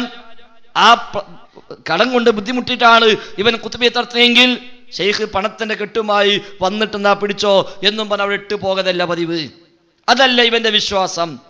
അതിനപ്പുറമുള്ള നിലക്കാണ് ഇവൻ സഹായം പ്രതീക്ഷിക്കുന്നത്, ദോഷത്തെ ഭയപ്പെടുന്നത്. അവിടെയാണ് ഒരു വിളി പ്രാർത്ഥനയായി മാറുന്നത്. അവിടെയാണ് വിളി പ്രാർത്ഥനയായി മാറുന്നത്. ഈ തത്വത്തിൽ നിന്നുകൊണ്ടാണ് ഈ കാലമത്രയും നാം മുസ്ലിം സമുദായത്തെയും അല്ലാത്തവരെയും തൗഹീദിലേക്ക് വിളിച്ചത്. റബ്ബല്ലാത്തവരെ വിളിച്ചു പ്രാർത്ഥിക്കുന്ന ആരാധിക്കുന്ന ഏതെല്ലാം സമൂഹമുണ്ടോ, ശ്രീരാമനെയും ശ്രീകൃഷ്ണനെയും മഹാവിഷ്ണുവിനെയും ആരാധിക്കുന്ന ഹൈന്ദവർ നമ്മുടെ നാട്ടിലുണ്ട്. നമ്മൾ പറഞ്ഞത് എന്താ പറഞ്ഞത്? മഹാവിഷ്ണുവിനെ ആരാധിച്ചാൽ ശിർക്കാകും എന്ന് പറയാൻ കാരണം എന്താ? അവിടെയും ഈ കാര്യകാരണ ബന്ധത്തിന് അപ്പുറമുള്ളതാണ് അവൻ പ്രതീക്ഷിക്കുന്നത് എന്നതുകൊണ്ടാണല്ലോ. അത് മനുഷ്യനാവട്ടെ, കല്ലാവട്ടെ, മരമാകട്ടെ, ജിന്നാവട്ടെ, മലക്കാവട്ടെ, അല്ലാത്തതാവട്ടെ, ഏതാണെങ്കിലും കാര്യകാരണ ബന്ധത്തിൽ പെടാത്ത ചോദ്യമാണോ എങ്കിൽ ദുആ ആയി. കാര്യകാരണ ബന്ധത്തിൽ പെട്ട ചോദ്യമാണോ എങ്കിൽ ദുആ ആകുന്നില്ല. അത് അനുവദനീയമാണോ? അത് ചോദിക്കപ്പെടുന്ന കാര്യം നോക്കണം, ചോദിക്കുന്ന ആളുടെ നില നോക്കണം, ചോദിക്കപ്പെടുന്ന ആളെപ്പറ്റി ആലോചിക്കണം, ഏത് വിഷയത്തിലാണ് ചോദിക്കുന്ന നോക്കണം. അതിനനുസരിച്ച് നിയമങ്ങൾ മാറി മാറി മാറി വരും. അല്ല, കാര്യകാരണ ബന്ധത്തിൽ ഉള്ളിൽപ്പെട്ടതൊക്കെ ചോദിക്കാന്നല്ല. ഒരാളോട് കൈക്കൂലി ചോദിച്ചു, എന്താ വിധി? ഹറാമാണ്. കൈക്കൂലി വാങ്ങലും കൊടുക്കലും ഒക്കെ ഹറാമാണ്. കാര്യകാരണ ബന്ധമല്ലേ അവിടെ? ചോദിക്കുന്ന ആള് ഭൗതികം, ചോദിക്കപ്പെടുന്ന ആള് ഭൗതികം, ചോദിക്കപ്പെടുന്ന സംഗതിയും ഭൗതികം. കാര്യകാരണ ബന്ധത്തിന് ഉള്ളിൽപ്പെട്ട ചോദ്യമേ അവിടെയുള്ളൂ, എന്നാലും അത് ഹറാമായി. അല്ല ചിലര് മനസ്സിലാക്കിയ പോലെ കാര്യകാരണം എന്താണ്, ഇന്നാ പിന്നെ ചെയ്യാൻ പറ്റും എന്നുള്ളതല്ല. അതിൻ്റെ വിധി എന്ത്? ഇസ്ലാം അത് വേറെ പറയും. കാര്യകാരണ ബന്ധത്തിന് ഉള്ളിൽപ്പെട്ട കാര്യം തന്നെ അത് ചോദിക്കുകയോ അത് ഉപയോഗപ്പെടുത്തുകയോ പരസ്പരം സഹായിക്കുകയോ ഒക്കെ ചെയ്യുമ്പോൾ അതിൻ്റെ വിധി എന്ത്? അത് പ്രമാണങ്ങൾ വേറെ പഠിപ്പിക്കും.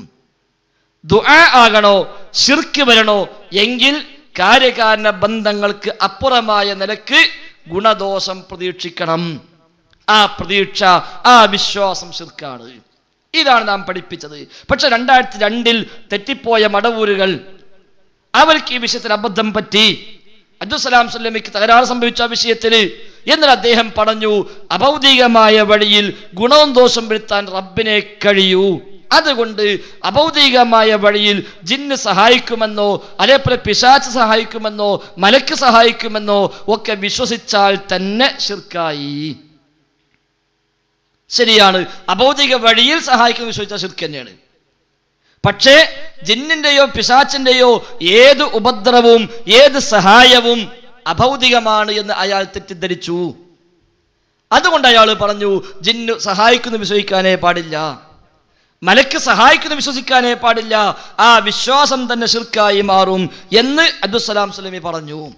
അത് കുറച്ച് ആളുകൾ യാഥാർത്ഥ്യമറിയാതെ ഏറ്റെടുത്ത് പ്രചരിപ്പിച്ചു. അപ്പോൾ നമ്മൾ തിരിച്ചു ചോദിച്ചു, അങ്ങനെയാണെങ്കിൽ സിഹിറിൽ പിശാചിന് സഹായമുണ്ടല്ലോ സിഹിർ ചെയ്യുന്ന ആളുകൾക്ക്? ജ്യോത്സ്യന്മാർക്കും പണിക്കന്മാർക്കും കണക്കന്മാർക്കും സിദ്ധന്മാർക്കും തങ്ങന്മാർക്കും ബീവിമാർക്കും ഒക്കെ പൈശാചിക സഹായം കിട്ടുമെന്ന് പ്രമാണം പരിചയപ്പെടുത്തിയതാണല്ലോ. എങ്കിൽ അതും വിശ്വസിക്കാൻ പറ്റുമോ? അപ്പൊ അബ്ദുസ്സലാം സ്വലമി പറഞ്ഞു, എങ്കിൽ അതും വിശ്വസിക്കാൻ പറ്റൂല. സിഹിറില്ല, കണ്ണേറില്ല, ജിന്നുബാധ ഇല്ല, ആ വക യാതൊന്നുമില്ല. ഇത്രയും കാലം ഉണ്ട് എന്ന് നാം തർക്കമില്ലാതെ പഠിപ്പിച്ചു പോന്ന ഈ കാര്യങ്ങളൊക്കെ ഇല്ലെന്ന് പറയേണ്ടി വന്നു. കാരണം അയാൾ മനസ്സിലാക്കി എന്താ, ഈ ഇതൊക്കെ ഉണ്ട് എന്ന് പറഞ്ഞാൽ അതൊക്കെ അഭൗതികമാണല്ലോ. അപ്പോൾ അഭൗതികമായത് റബ്ബല്ലാത്തതിന് കിട്ടുമെന്നായില്ലേ, അത് ശിർക്കായില്ലേ എന്നാണ് അയാൾ തെറ്റിദ്ധരിച്ചത്. അതുകൊണ്ട് അതൊന്നുമില്ലെന്ന് പറഞ്ഞു. എങ്കിൽ ഹദീസ് കാണിച്ചു കൊടുത്തു. അദ്ദേഹം ആ ഹദീസ് സ്വഹീഹ് അല്ല, അത് ഖുർആനെതിരാണ്. ബുഖാരിയിലുണ്ടല്ലോ, എന്നാലും ഖുർആനെതിരാണ്. ബുഖാരിയിലുണ്ടായാലും ശരി, മുസ്ലിമിലുണ്ടായാലും ശരി, അത് സ്വീകാര്യമല്ല, അത് ഖുർആനെതിരാണ്, ഇസ്ലാമിന്റെ തത്വത്തിനെതിരാണ്, അതുകൊണ്ട് സ്വീകരിക്കാൻ കഴിയില്ല എന്ന് പറഞ്ഞ് അദ്ദേഹം അത് തള്ളിക്കളഞ്ഞു.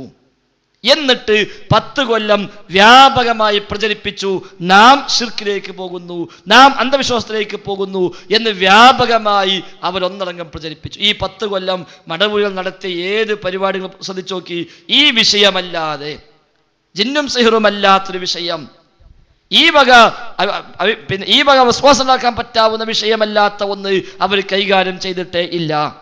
അതിലൂടെ അവർ സ്ഥാപിക്കാൻ ശ്രമിച്ചത് നാം എല്ലാം ശിർക്കിലേക്ക് പോയി, നാം എല്ലാം അന്ധവിശ്വാസത്തിലേക്ക് പോയി, AP വിഭാഗം മുജാഹിദുകൾ ശിർക്കിലകപ്പെട്ടു എന്നാണ് അവർ പ്രചരിപ്പിച്ചത്. അത് നമ്മുടെ കൂട്ടത്തിൽ ചിലർ തെറ്റിദ്ധരിച്ചു പോയി, അത് ശരിയാണെന്ന് വിചാരിച്ചു. സിഹിർ ഉണ്ട് എന്ന് ചില മനുഷ്യന്മാർ പ്രസംഗിച്ചപ്പോൾ, കണ്ണേർ ഉണ്ട് എന്ന് ചിലർ പ്രസംഗിച്ചപ്പോൾ, ഇതൊക്കെ ഓല് പറഞ്ഞ പോലെ തന്നെയാണ് കേട്ടോ, അന്ധവിശ്വാസത്തിലേക്ക് പോവുക തന്നെയാണ്. അഭൗതികമായി റബ്ബല്ലേ സഹായിക്കൂ, പിന്നെ എങ്ങനെ ശൈത്താൻ സഹായിക്കുക? അഭൗതികമായ ഗുണദോഷങ്ങൾ റബ്ബിൽ നിന്നല്ലേ പ്രതീക്ഷിക്കാൻ പറ്റൂ, പിന്നെങ്ങനെ ജിന്നിന്റെ ഉപദ്രവം ഉണ്ടാവുക, പിന്നെങ്ങനെ സിഹിർ ഉണ്ടാവുക, എങ്ങനെ പിശാചിന്റെ ഉപദ്രവം ഉണ്ടാവുക എന്ന് ഈ ഭൗതിക എന്താന്ന് മനസ്സിലാക്കാത്തതുകൊണ്ടായിരിക്കാം ചിലർ തെറ്റിദ്ധരിച്ചു. അവരെ മുതലെടുത്തിട്ടാണ് വേറെ ചില മനുഷ്യന്മാർ അവരെ മറ്റു ചില അജണ്ടകൾ നടപ്പാക്കാൻ വേണ്ടി ഇപ്പോൾ ശിർക്കാരോപണവുമായി ഇറങ്ങിയിരിക്കുന്നത് എന്ന് നാം മനസ്സിലാക്കുക. ബാക്കി ഇൻഷാ അല്ലാഹ് നമസ്കാര ശേഷം തുടരും. ഒരല്പസമയം കൂടി നമുക്ക് വിഷയാവതരണം വേണ്ടി വരും. അത് കഴിഞ്ഞിട്ട് ഇൻഷാ അല്ലാഹ് വിശാലമായി നമുക്ക് സംശയ നിവാരണത്തിലേക്ക് കടക്കാം. അള്ളാഹു സത്യം ശരിയായ രൂപത്തിൽ ഉൾക്കൊള്ളാനുള്ള തൗഫീഖ് നൽകി അനുഗ്രഹിക്കുമാറാവട്ടെ. അസ്സലാമു അലൈക്കും വറഹ്മത്തുള്ളാഹി. അസ്സലാമു അലൈക്കും വറഹ്മത്തുള്ളാഹി. ബിസ്മില്ലാഹിൽ അൽഹംദുലില്ലാഹ് അല്ലാഹുമ്മ സ്വല്ലി അലാ മുഹമ്മദിൻ വഅലാ ആലി മുഹമ്മദ് കമാ സ്വല്ലൈത അലാ ഇബ്രാഹീമ വഅലാ ആലി ഇബ്രാഹീമ ഇന്നക ഹമീദും മജീദ്. സഹോദരന്മാരെ സൂചിപ്പിച്ചത് ഈ ഒരു തത്വമാണ് ഒരു നൂറ്റാണ്ട് കാലമായിട്ട് നാം ഈ സമൂഹത്തെ പരിചയപ്പെടുത്തിയത്. അഭൗതികമായി സഹായിക്കാൻ റഹ്മാനായ റബ്ബിന് മാത്രമേ കഴിയൂവെന്നും ഒരു പടപ്പിനും ആ കഴിവില്ല എന്നും അർത്ഥശങ്കക്കിടയില്ലാത്ത വിധം നാം സമൂഹത്തെ പഠിപ്പിച്ചു പോന്നിട്ടുണ്ട്. ബഹുമാന്യനായ കുഞ്ഞീദ് മദനി അദ്ദേഹത്തിൻ്റെ ഇസ്ലാമിൻ്റെ ജീവൻ എന്ന പുസ്തകത്തിലും ഇസ്ലാമിൻ്റെ അടിത്തറ എന്ന പുസ്തകത്തിലും ഈ കാര്യം അദ്ദേഹം അടിവരയിട്ട് പഠിപ്പിച്ചു. അഭൗതികമായ കഴിവ് അള്ളാഹുവിന് മാത്രമേയുള്ളൂ. അവൻ്റെ പടപ്പുകളിൽ ഒരാൾക്കും ആ കഴിവില്ല. അതുകൊണ്ട് ഇബാദത്തിന് അർഹൻ അവൻ മാത്രമാണ് എന്നാണ് കുഞ്ഞീദ് മദനി അദ്ദേഹത്തിന് ഇസ്ലാമിൻ്റെ ജീവൻ എന്ന പുസ്തകത്തിൻ്റെ 12-ാമത്തെ പേജിൽ രേഖപ്പെടുത്തിയത്. അതേപോലെ ഇസ്ലാമിൻ്റെ അടിത്തറ തൗഹീദ് എന്ന ഈ പുസ്തകത്തിലും ഇതേ പദപ്രയോഗം തന്നെ കുഞ്ഞീദ് മദനി രേഖപ്പെടുത്തി. ഒന്നിൽ പടപ്പുകൾ ആർക്കും ആ കഴിവില്ല എന്നാണെങ്കിൽ ഇതിൽ സൃഷ്ടികളിൽ ആർക്കും ആ കഴിവില്ല എന്ന പദമാണ് മൗലവി ഉപയോഗിച്ചിട്ടുള്ളത് എന്ന് മാത്രം. ഏറ്റവും അവസാനം ഈ സമ്മേളനത്തിൻ്റെ പ്രചാരണാർത്ഥം നാം പുറത്തിറക്കിയ നവോത്ഥാനത്തിൻ്റെ 100 എന്ന ഈ ഒരു കൊച്ചു പുസ്തകം സ്കോഡ് വർക്കിന് വേണ്ടി വ്യാപകമായി വിതരണം ചെയ്യാൻ വേണ്ടി ഏൽപ്പിക്കപ്പെട്ട പുസ്തകം ഇതിൻ്റെ 5-ാമത്തെ പേജിലും രേഖപ്പെടുത്തപ്പെട്ടു. എന്നാൽ കാര്യകാരണ ബന്ധങ്ങൾക്കതീതമായി മനുഷ്യ ജീവിതത്തിൽ ഇടപെടാൻ സാധിക്കുന്ന ഒരേ ഒരു ശക്തി പ്രപഞ്ചാതീതനായ ജഗന്നിയന്താവ് മാത്രമാണെന്നാണ് ഇസ്ലാം പഠിപ്പിക്കുന്നത് എന്ന് ഇതിൻ്റെയും 5-ാമത്തെ പേജിൽ കാണാം. കാര്യകാരണ ബന്ധങ്ങൾക്ക് അതീതമായി ഇടപെടാൻ കഴിയുക അള്ളാഹുവിന് മാത്രം. എന്നാൽ ഖുർആനിലും ഹദീസിലും മറ്റു പലരും ഇടപെടും എന്ന് കാണുന്നു. അപ്പോൾ ആ ഇടപെടലൊന്നും കാര്യകാരണ ബന്ധങ്ങൾക്ക് അതീതമല്ല എന്നതിൽ മനസ്സിലാക്കാം. മനുഷ്യ ജീവിതത്തിൽ ഇടപെടുന്ന ഏതെല്ലാം സൃഷ്ടികളുണ്ടെങ്കിലും മലക്കുകളുടെ ഇടപെടൽ മനുഷ്യ ജീവിതത്തിൽ പലപ്പോഴും ഉണ്ടാകും. പ്രമാണം കൊണ്ട് സ്ഥിരപ്പെട്ട കാര്യമാണ്. ജിന്നും പിശാചുക്കളുമൊക്കെ മനുഷ്യ ജീവിതത്തിൽ ഇടപെടും. അതും പ്രമാണം കൊണ്ട് സ്ഥിരപ്പെട്ട കാര്യമാണ്. സിഹർ ചെയ്യുന്ന ആളുകളെ ശൈത്വാൻ സഹായിക്കുമെന്ന്, ആ സിഹറിലൂടെ പൈശാചികമായ ഉപദ്രവമുണ്ടാകുമെന്ന് ഖുർആൻ കൊണ്ടും ഹദീസ് കൊണ്ടും സ്ഥിരപ്പെട്ട കാര്യമാണ്. തർക്കമില്ലാത്ത വിധം നാം അത് അംഗീകരിച്ചു പോകുന്നതുമാണ്. കെ മൗലവിയുടെ ഫത്വകൾ യുവത പുസ്തകമായി പുറത്തിറക്കിയപ്പോൾ ഈ പുസ്തകത്തിൽ 1-ാമത്തെ ചോദ്യം തന്നെ ഈ വക ഉറുക്കും മന്ത്രവും ഏലസും ഹോമവുമായി ബന്ധപ്പെട്ട രീതികളും അതിൽ പൈശാചികമായ ഇടപെടൽ എങ്ങനെയെല്ലാം ഉണ്ടാകുന്നുവെന്ന മൗലവിയുടെ വിശദീകരണം ഉൾക്കൊള്ളുന്നതാണ് ഇതിൻ്റെ 1-ാമത്തെ ചോദ്യോത്തരം തന്നെ. അൽ മുർഷിദിൽ 1936 കെ മൗലവി എഴുതിയ മറുപടിയാണത്. അതേപോലെ മുഹമ്മദ് അമാനി മൗലവിയുടെ ഇസ്ലാമിക ജീവിതം എന്ന പുസ്തകത്തിൽ അവസാന അധ്യായം വിവിധ വിഷയങ്ങൾ എന്ന അധ്യായത്തിൽ വളരെ വ്യക്തമായി അമാനി മൗലവി ഇത് വിശദീകരിച്ചിട്ടുണ്ട്. അതുപോലെ ഡോക്ടർ ഉസ്മാൻ സാഹിബ് 1971 സൽസബീലിൽ എഴുതിയ 3 ലക്കങ്ങളിലായി വന്ന മനുഷ്യന്റെ മുഖ്യ ശത്രു എന്ന പേരിലുള്ള ലേഖനം, അത് പിന്നീട് പുസ്തകമായി പുറത്തിറങ്ങി 94. പിന്നീട് അത് ഇൻസാഫ് പബ്ലിക്കേഷൻ അത് ഒന്നുകൂടെ പരിഷ്കരിച്ചുകൊണ്ട് അത് വീണ്ടും പുറത്തിറക്കി. ആദ്യം ഇറക്കിയത് KNM, പിന്നീട് ഇൻസാഫ് ഇറക്കി. ആ പുസ്തകത്തിലും വളരെ വിശദമായി പൈശാചിക ഇടപെടൽ മനുഷ്യ ജീവിതത്തിൽ എങ്ങനെയെല്ലാം ഉണ്ടാകാമെന്ന് വിശദീകരിക്കുന്നുണ്ട്. അതുപോലെ ഡോക്ടർ ഉസ്മാൻ സാഹിബ് തന്നെ എഴുതിയ മനുഷ്യൻ ഗൈബ് എന്ന പുസ്തകം ആ പുസ്തകത്തിലും ഉസ്മാൻ സാഹിബ് വിശദമായി അത് വിശദീകരിച്ചിട്ടുണ്ട്. എന്നാൽ നേരത്തെ ഞാൻ സൂചിപ്പിച്ചതുപോലെ മടവൂരികൾ ആ രംഗത്ത് ഒരു പുതിയ ആദർശവുമായി വരികയും ജിന്നും മലക്കും ഇടപെടുമെന്ന് വിശ്വസിക്കാനേ പാടില്ല, അത് വിശ്വസിച്ചാൽ തന്നെ ശിർക്കായി എന്ന് അബ്ദുസ്സലാം സുല്ലമിയുടെ ഈ പുസ്തകത്തിൽ അദ്ദേഹം വിശദീകരിക്കുകയും ചെയ്തു. തൗഹീദും നവയാഥാസ്ഥികയുടെ വ്യതിയാനവും എന്ന ഈ പുസ്തകം അദ്ദേഹം ആരംഭിച്ചത് തന്നെ അങ്ങനെയാണ്. 1-ാമത്തെ അധ്യായം തുടങ്ങിയത് തന്നെ അദൃശ്യവും അഭൗതികവുമായ മാർഗത്തിലൂടെ അള്ളാഹുവിന് മാത്രമേ നമ്മെ സഹായിക്കുവാൻ സാധിക്കുകയുള്ളൂ. ഈ വിശ്വാസം ഇസ്ലാം പ്രബോധനം ചെയ്യുന്ന ഏകദൈവ വിശ്വാസത്തിന്റെ പ്രധാന ഭാഗമാണ്. ശരിയാണത്. എന്നിട്ട് അദ്ദേഹം പറഞ്ഞു, മലക്കുകൾക്കും ജിന്നുകൾക്കും നമ്മെ സഹായിക്കുവാൻ സാധിക്കുമെന്ന് വല്ലവനും വിശ്വസിച്ചാൽ അവന്റെ വിശ്വാസത്തിൽ ശിർക്കും കുഫ്റും സംഭവിക്കുന്നു. മലക്കുകൾക്കും ജിന്നുകൾക്കും നമ്മെ സഹായിക്കുവാൻ സാധിക്കുമെന്ന് വിശ്വസിച്ചാൽ തന്നെ ശിർക്കായി, കുഫ്റായി എന്ന് അബ്ദുസ്സലാം സുല്ലമി എഴുതി. എന്തുകൊണ്ട്? അയാൾ പറഞ്ഞെന്താ, അദൃശ്യവും അഭൗതികവുമായി റബ്ബ് മാത്രമേ സഹായിക്കൂ, അതിനാൽ ജിന്നും മലക്കും സഹായിക്കൂ എന്ന് പറഞ്ഞുകൂടാൻ. അപ്പൊ അയാൾ വിചാരിച്ചത് ജിന്നിന്റെയും മലക്കിന്റെയും സഹായവും ജിന്നിന്റെയും മലക്കിന്റെയും ഒക്കെ ഉപദ്രവവും അതെല്ലാം അഭൗതികമാണ് എന്ന തെറ്റിദ്ധാരണയിൽ നിന്നാണ് ഈ ഒരു ധാരണയുണ്ടായത്. യഥാർത്ഥത്തിൽ ജിന്നും മലക്കും മനുഷ്യനെ സഹായിക്കുമെന്നും അതേപോലെ പിശാച്ച് പതിനെയും പലരൂപത്തിൽ ഉപദ്രവിക്കുമെന്നും പ്രമാണം കൊണ്ട് സ്ഥിരപ്പെട്ട കാര്യമാണ്. അത് ഞാൻ നേരത്തെ പറഞ്ഞത്, സിഹർ ചെയ്യുന്ന ആളെ സാഹിറിനെ പിശാച്ച് സഹായിക്കുമെന്ന് പ്രമാണങ്ങൾ ഉണ്ട്. അപ്പൊ ആ സഹായം എങ്ങനെ? അഭൗതികമാണോ? ജ്യോത്സ്യന്മാർക്ക് ജിന്നുകൾ കട്ടുകേട്ടിട്ട് അതിനെ കൂടെ 100 കളവും കൂട്ടിച്ചേർത്തിട്ട് അവർക്കത് എത്തിച്ചു കൊടുക്കുമെന്ന് ഹദീസിൽ വന്നിട്ടുണ്ട്. ഈ എത്തിച്ചു കൊടുക്കൽ അഭൗതികമാണോ? അബ്ദുസ്സലാം സുല്ലമി പറഞ്ഞു, അത് ഉണ്ടെങ്കിൽ അഭൗതികം തന്നെ, അതുകൊണ്ട് ഉണ്ടാകാൻ പാടില്ല, ഉണ്ടാവില്ല എന്ന് വിശ്വസിക്കണം. ഹദീസ് ഉണ്ടല്ലോ, എന്നാ ഹദീസ് തള്ളണം, അത് ഖുർആനെതിരാണ്. അവിടെയാണ് തർക്കം വന്നത്. അതേപോലെ ഇബ്നു മസ്ഊദിന്റെ സംഭവം കേൾക്കാത്തവർ നമ്മുടെ കൂട്ടത്തിൽ ആരും ഉണ്ടാവില്ല. ഇബ്നു മസ്ഊദ് തന്റെ ഭാര്യയുടെ കഴുത്തിൽ നൂല് കാണുകയും എന്താണ് ഈ നൂലെന്ന് അന്വേഷിക്കുകയും മന്ത്രിച്ച് കിട്ടിയ നൂലാണെന്ന് പറയുകയും അങ്ങനെ ദേഷ്യപ്പെട്ടുകൊണ്ട് ശിർക്ക് ആവശ്യമില്ല നമുക്ക് എന്ന് പറഞ്ഞ് അദ്ദേഹം പൊട്ടിച്ചെറിയുകയും ചെയ്ത സംഭവം അതറിയാത്തവർ ആരുമുണ്ടാവില്ല. ഇനി വേണമെങ്കിൽ അമാനി മൗലവിയുടെ ഇസ്ലാമിക ജീവിതം എന്ന പുസ്തകത്തിന് അതിൻ്റെ 455-56 പേജുകളിൽ ആ സംഭവം മൗലവി കൊടുത്തിട്ടുണ്ട്. ഇബ്നു മസ്ഊദിന്റെ ഭാര്യ സൈനബ് റളിയല്ലാഹു അൻഹ പറയുന്നു, എന്റെ കഴുത്തിൽ അബ്ദുള്ള ഒരു നൂല് കണ്ടു. അബ്ദുള്ള തന്റെ ഭർത്താവ്. ഇതെന്താണ് അദ്ദേഹം ചോദിച്ചു. അതെനിക്ക് മന്ത്രിച്ച് കിട്ടിയ നൂലാണെന്ന് പറഞ്ഞു. അദ്ദേഹം അത് വാങ്ങി പൊട്ടിച്ചു കളഞ്ഞു. തുടർന്ന് ഇപ്രകാരം പറയുകയും ചെയ്തു, അബ്ദുള്ളയുടെ വീട്ടുകാർക്ക് ശിർക്ക് ആവശ്യമില്ല, മന്ത്രവും ഉറുക്കും മാരണവും ഒക്കെ ശിർക്കാണെന്ന് റസൂൽ തിരുമേനി സ്വല്ലല്ലാഹു അലൈഹി വസല്ലം പറയുന്നത് ഞാൻ കേട്ടിട്ടുണ്ട്. ഞാൻ പറഞ്ഞു, താങ്കൾ എന്താണ് ഇങ്ങനെ പറയുന്നത്? എൻ്റെ കണ്ണു വേദനിച്ച് നീരൊഴുകിക്കൊണ്ടിരുന്നു. ഞാൻ ആ യഹൂദിയുടെ അടുക്കൽ ചെന്ന് അദ്ദേഹം നൂലിലൊന്ന് മന്ത്രിച്ചാൽ അതങ്ങ് സുഖപ്പെടുകയും ചെയ്യും.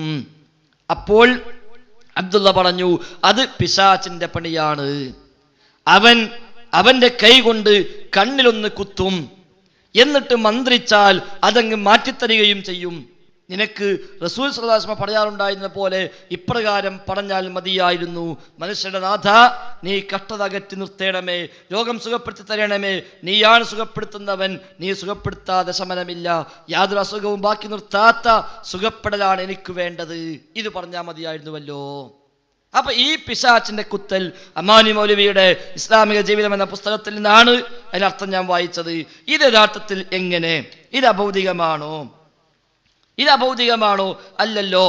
അഭൗതികമാണെന്ന് വന്നാലോ അപ്പോൾ അഭൗതികമായി സഹായിക്കാൻ അഭൗതികമായി പ്രയാസപ്പെടുത്താനും റബ്ബല്ലാത്തത് കഴിയും എന്ന് വരില്ലേ അതിന്റെ മറുവശം?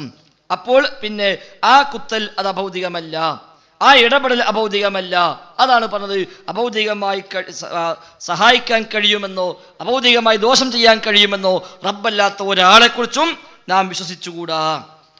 മാത്രവുമല്ല, എത്ര സ്ഥലത്ത് ഏതെല്ലാം രൂപങ്ങളിൽ ഈ ഒരു ആശയം നാം വിശദീകരിച്ചിട്ടുണ്ട്. തർക്കമില്ലാത്ത വിധം അത് വളരെ വിശദമായി തന്നെ നാം രേഖപ്പെടുത്തിയതാണ്. അപ്പോൾ ഈ വക സംഗതികൾ അതൊന്നും ഒരിക്കലും അഭൗതികം എന്ന് പറഞ്ഞുകൂടാ. KM മൗലവിയുടെ ഫത്വകളിൽ തന്നെ 15-16 പേജുകൾ, 15 മുതൽ 18 വരെയുള്ള പേജുകളിൽ അദ്ദേഹം പറഞ്ഞു, ഉറുക്കുമായി ബന്ധപ്പെട്ട് പറയുമ്പോൾ ഒരു റിവായത്തിൽ ഇങ്ങനെയും വന്നിരിക്കുന്നു. അദ്ദേഹത്തിന്റെ ഭാര്യ അദ്ദേഹത്തോട് ഇങ്ങനെ പറഞ്ഞു, ഞാനൊരു ദിവസം വീട്ടിൽ നിന്ന് പുറത്തു പോയപ്പോൾ ഇന്നവൻ എന്നെ കണ്ടു. അപ്പോൾ അവന്റെ അടുത്ത വശത്തുള്ള എൻ്റെ കണ്ണിൽ നിന്ന് കണ്ണുനീർ ഒഴുകി. ഞാനതിന് മന്ത്രിച്ചാൽ അതിന് കണ്ണുനീർ അടങ്ങുന്നു, ഞാൻ മന്ത്രിക്കാതിരുന്നാൽ അതിൽ നിന്ന് കണ്ണുനീർ ഒഴുകുന്നു. അദ്ദേഹം മറുപടി പറഞ്ഞു, അത് തന്നെയാണ് പിശാച്. അവനെ നീ വഴിപ്പെടുമ്പോൾ അവൻ നിന്നെ വിടുന്നു. അവനോട് നീ അനുസരണക്കേട് കാണിക്കുമ്പോൾ അവന്റെ വിരൽ കൊണ്ട് നിന്റെ കണ്ണിൽ അവൻ കുത്തുന്നു. കെ മൗലവി ഫത്വകൾ ഈ പുസ്തകത്തിൽ പേജ് 16. അതിൽ തന്നെ 18-ാമത്തെ പേജിൽ അബൂദാവൂദിൽ ഇങ്ങനെ പറയുന്നു, ജാബിർ ബിൻ അബ്ദുല്ല റളിയല്ലാഹു അൻഹു ഇങ്ങനെ പറയുന്നു, റസൂൽ സ്വല്ലല്ലാഹു അലൈഹി വസല്ലമയോട് നുസ്രത്തിനെ കുറിച്ച് ചോദിക്കപ്പെട്ടു. അത് പിശാചിന്റെ പ്രവൃത്തിയിൽപ്പെട്ടതാണെന്ന് അവിടുന്ന് മറുപടി പറഞ്ഞു. നുസ്രത്ത് എന്ന് വെച്ചാൽ മാരണമോ പിശാച് ബാധയോ ഏറ്റിട്ടുണ്ടെന്ന് വിചാരിക്കപ്പെടുന്നവരെ സുഖപ്പെടുത്തുവാനായുള്ളതും മന്ത്രം ഉൾപ്പെട്ടതുമായ ഒരു വക ചികിത്സയാകുന്നു എന്ന് അദ്ദേഹം വിശദീകരിക്കുന്നു. ഇങ്ങനെ ധാരാളം വിഷയങ്ങൾ കൃത്യമായി ഇതേ രൂപത്തിൽ തന്നെ രേഖപ്പെടുത്തി വെച്ചത് നമുക്ക് കാണാൻ കഴിയും. അപ്പൊ യഥാർത്ഥത്തിൽ ഈ വക പ്രവർത്തനങ്ങൾ, പിശാചിന് ഉണ്ടാകുന്ന ഈ ഉപദ്രവങ്ങൾ, അതൊന്നും യഥാർത്ഥത്തിൽ എന്തല്ല അഭൗതികമായത് എന്നോ കാര്യകാരണ ബന്ധങ്ങൾക്ക് അതീതമായത് എന്നോ പറയാവതല്ല എന്നർത്ഥം. എന്നാൽ അത് അഭൗതികമാണ് എന്ന് അബ്ദുസ്സലാം സ്വലമി തെറ്റിദ്ധരിച്ചു. അതുകൊണ്ട് അബ്ദുസ്സലാം സ്വലമി പറഞ്ഞു, ഇത് അഭൗതികമാണ്, അതുകൊണ്ട് അത് ഉണ്ട് എന്ന് വിശ്വസിക്കാനേ പാടില്ല, വിശ്വസിച്ചാൽ തന്നെ അത് ശിർക്കായി എന്ന് അബ്ദുസ്സലാം സ്വലമി വാദിച്ചു. എന്നിട്ട് അവർ ആ മടവൂരികൾ നമുക്കെതിരെ പ്രചാരണവുമായി രംഗത്ത് വന്നു. നാം അന്ധവിശ്വാസത്തിലേക്ക് പോയി. എന്നിട്ട് ആ രംഗത്ത് നമ്മുടെ നിലപാട് വിശദീകരിച്ചുകൊണ്ട് KNM അമാനി പരിഭാഷയിൽ നിന്ന് അമാനി മൗലവിയുടെ ജിന്നും ശൈത്താനുമായി ബന്ധപ്പെട്ട വിശദീകരണം സ്വതന്ത്രമായ പുസ്തകമാക്കി KNM പ്രസിദ്ധീകരിച്ചു. ആ പുസ്തകത്തിന്റെ ആമുഖത്തിൽ നൽകിയ ഒരു വിഷയം നാം വായിക്കേണ്ടതുണ്ട്. ഇസ്ലാഹി പ്രസ്ഥാനത്തിൽ നിന്ന് ഇടക്കാലത്ത് ആദർശ വ്യതിയാനം കാരണത്താൽ പുറത്തുപോയവർ പലതരത്തിലുള്ള കുപ്രചാരണങ്ങൾ പ്രസ്ഥാനത്തിനെതിരെ ഉന്നയിച്ചു നോക്കിയെങ്കിലും അതൊന്നും ഫലിക്കാതെ അവർ നിരാശരാവുകയായിരുന്നു. ജിന്നിപ്പിശാച വിഷയങ്ങളുടെ പേരിൽ ദുഷ്പ്രചാരം നടത്താനുള്ള ശ്രമം ഒന്നിലധികം തവണ നടത്തിയെങ്കിലും അതിനും നിരാശരാകേണ്ടി വന്ന വിഘടിതർ പെരിന്തൽമണ്ണയിലെ ഒരു CD പ്രസാധകരുടെ ബ്രാക്കറ്റിൽ അവർ പിൻവലിച്ച ഒരു CD-യിലെ ചില പരാമർശങ്ങളും ഒരു ഡോക്ടറുടെ പ്രഭാഷണത്തിലെ ചില ഭാഗങ്ങളും അടർത്തിയെടുത്തുകൊണ്ട് അതാണ് KNM-ന്റെ വാദം എന്ന് വരുത്തി തീർക്കാനുള്ള ഹീനമായ ശ്രമമാണ് നടത്തിക്കൊണ്ടിരിക്കുന്നത്. തന്നെയുമല്ല, ജിന്നിപ്പിശാചുക്കൾക്ക് അദൃശ്യജ്ഞാനമുണ്ടെന്നും അഭൗതികമായ മാർഗത്തിലൂടെ നമ്മെ സഹായിക്കാൻ കഴിയുമെന്നും അതിനാൽ അവരോട് സഹായം ആവശ്യപ്പെട്ടുകൊണ്ട് വിളിച്ചു പ്രാർത്ഥിക്കാമെന്നുമാണ് KNM-കാരുടെ വാദം. ഇത് ശിർക്കാണല്ലോ. KNM-കാരുടെ വാദമെന്നും കേരളക്കരയിൽ നിന്ന് ഇസ്ലാഹി പ്രസ്ഥാനം തുടച്ചു മാറ്റിയ ഈ അന്ധവിശ്വാസങ്ങൾ വീണ്ടും ഇറക്കുമതി ചെയ്തുകൊണ്ട് ശിർക്ക് പ്രചരിപ്പിക്കുകയാണ് KNM ചെയ്യുന്നത് എന്നുമുള്ള അടിസ്ഥാനരഹിതമായ ദുരാരോപണമാണ് ഇവർ ഉന്നയിച്ചു കൊണ്ടിരിക്കുന്നത്. സുബ്ഹാനക ഹാദാ ബുഹ്താനുൻ അദീം. വളരെ കൃത്യമാണ്, ഇത് ദുരാരോപണമാണ്, ഇത് ദുരുദ്ദേശപരമാണ് എന്നെല്ലാം പറയുകയും എന്നാൽ ജിന്നുകൾക്ക് അഭൗതികമായി സഹായിക്കാൻ കഴിയുമെന്ന് KNM വിശ്വസിക്കുന്നു എന്ന് അവരും ആരോപിക്കുന്നു. അത് ശരിയല്ല എന്ന് KNM പറയാം. ജിന്നുകൾക്ക് അഭൗതികമായി സഹായിക്കാനും ദോഷം വരുത്താനും കഴിയുമെന്ന് KNM വിശ്വസിക്കുന്നു. ഇത് ദുരാരോപണമാണ്. സുബ്ഹാനക ഹാദാ ബുഹ്താനുൻ അദീം. റബ്ബേ, ഇത് എത്ര വലിയ ഒരു കെട്ടിച്ചമച്ച കള്ളപ്രചാരണം എന്ന ആയത്തർക്കം കൊടുത്തിട്ട് KNM ഈ പുസ്തകത്തിന് ആമുഖം എഴുതി. ആ പുസ്തകം നമ്മളെ പള്ളിയിലൊക്കെ ഉണ്ടാവും. അത് ആരോപണമാണെന്നാ പറഞ്ഞത്. മാത്രമല്ല, അവസാനം ജിന്നിപ്പിശാച് റുഖിയ ശർഇയ്യ എന്ന പേരിൽ ജംഇയ്യത്തുൽ ഉലമ ജംഇയ്യത്തുൽ പേരിൽ പുറത്തിറങ്ങിയ പുസ്തകം, ജംഇയ്യത്തുൽ ഉലമയുടെ പേരിൽ പുറത്തിറങ്ങിയ പുസ്തകം ആദ്യം ഒരു പതിപ്പിറങ്ങി, പിന്നീട് ഈ സമ്മേളനത്തിന് 2-ാം പതിപ്പ് പുറത്തിറക്കി. പ്രത്യേകിച്ച് വ്യത്യാസമൊന്നുമില്ല. 10 പേജ് അധികമുണ്ട്. പ്രാർത്ഥന, മുജാഹിദുകളുടെ പൂർവ്വകാല മുജാഹിദുകളുടെ നിലപാട് എന്നൊരു അധ്യായം അധികം വന്നു. ഈ പുസ്തകത്തിൽ 19-ാമത്തെ പേജില് പറഞ്ഞു, സാന്ദർഭികമായ ഒരു കാര്യം ഇവിടെ ശ്രദ്ധയിൽപ്പെടുത്തട്ടെ.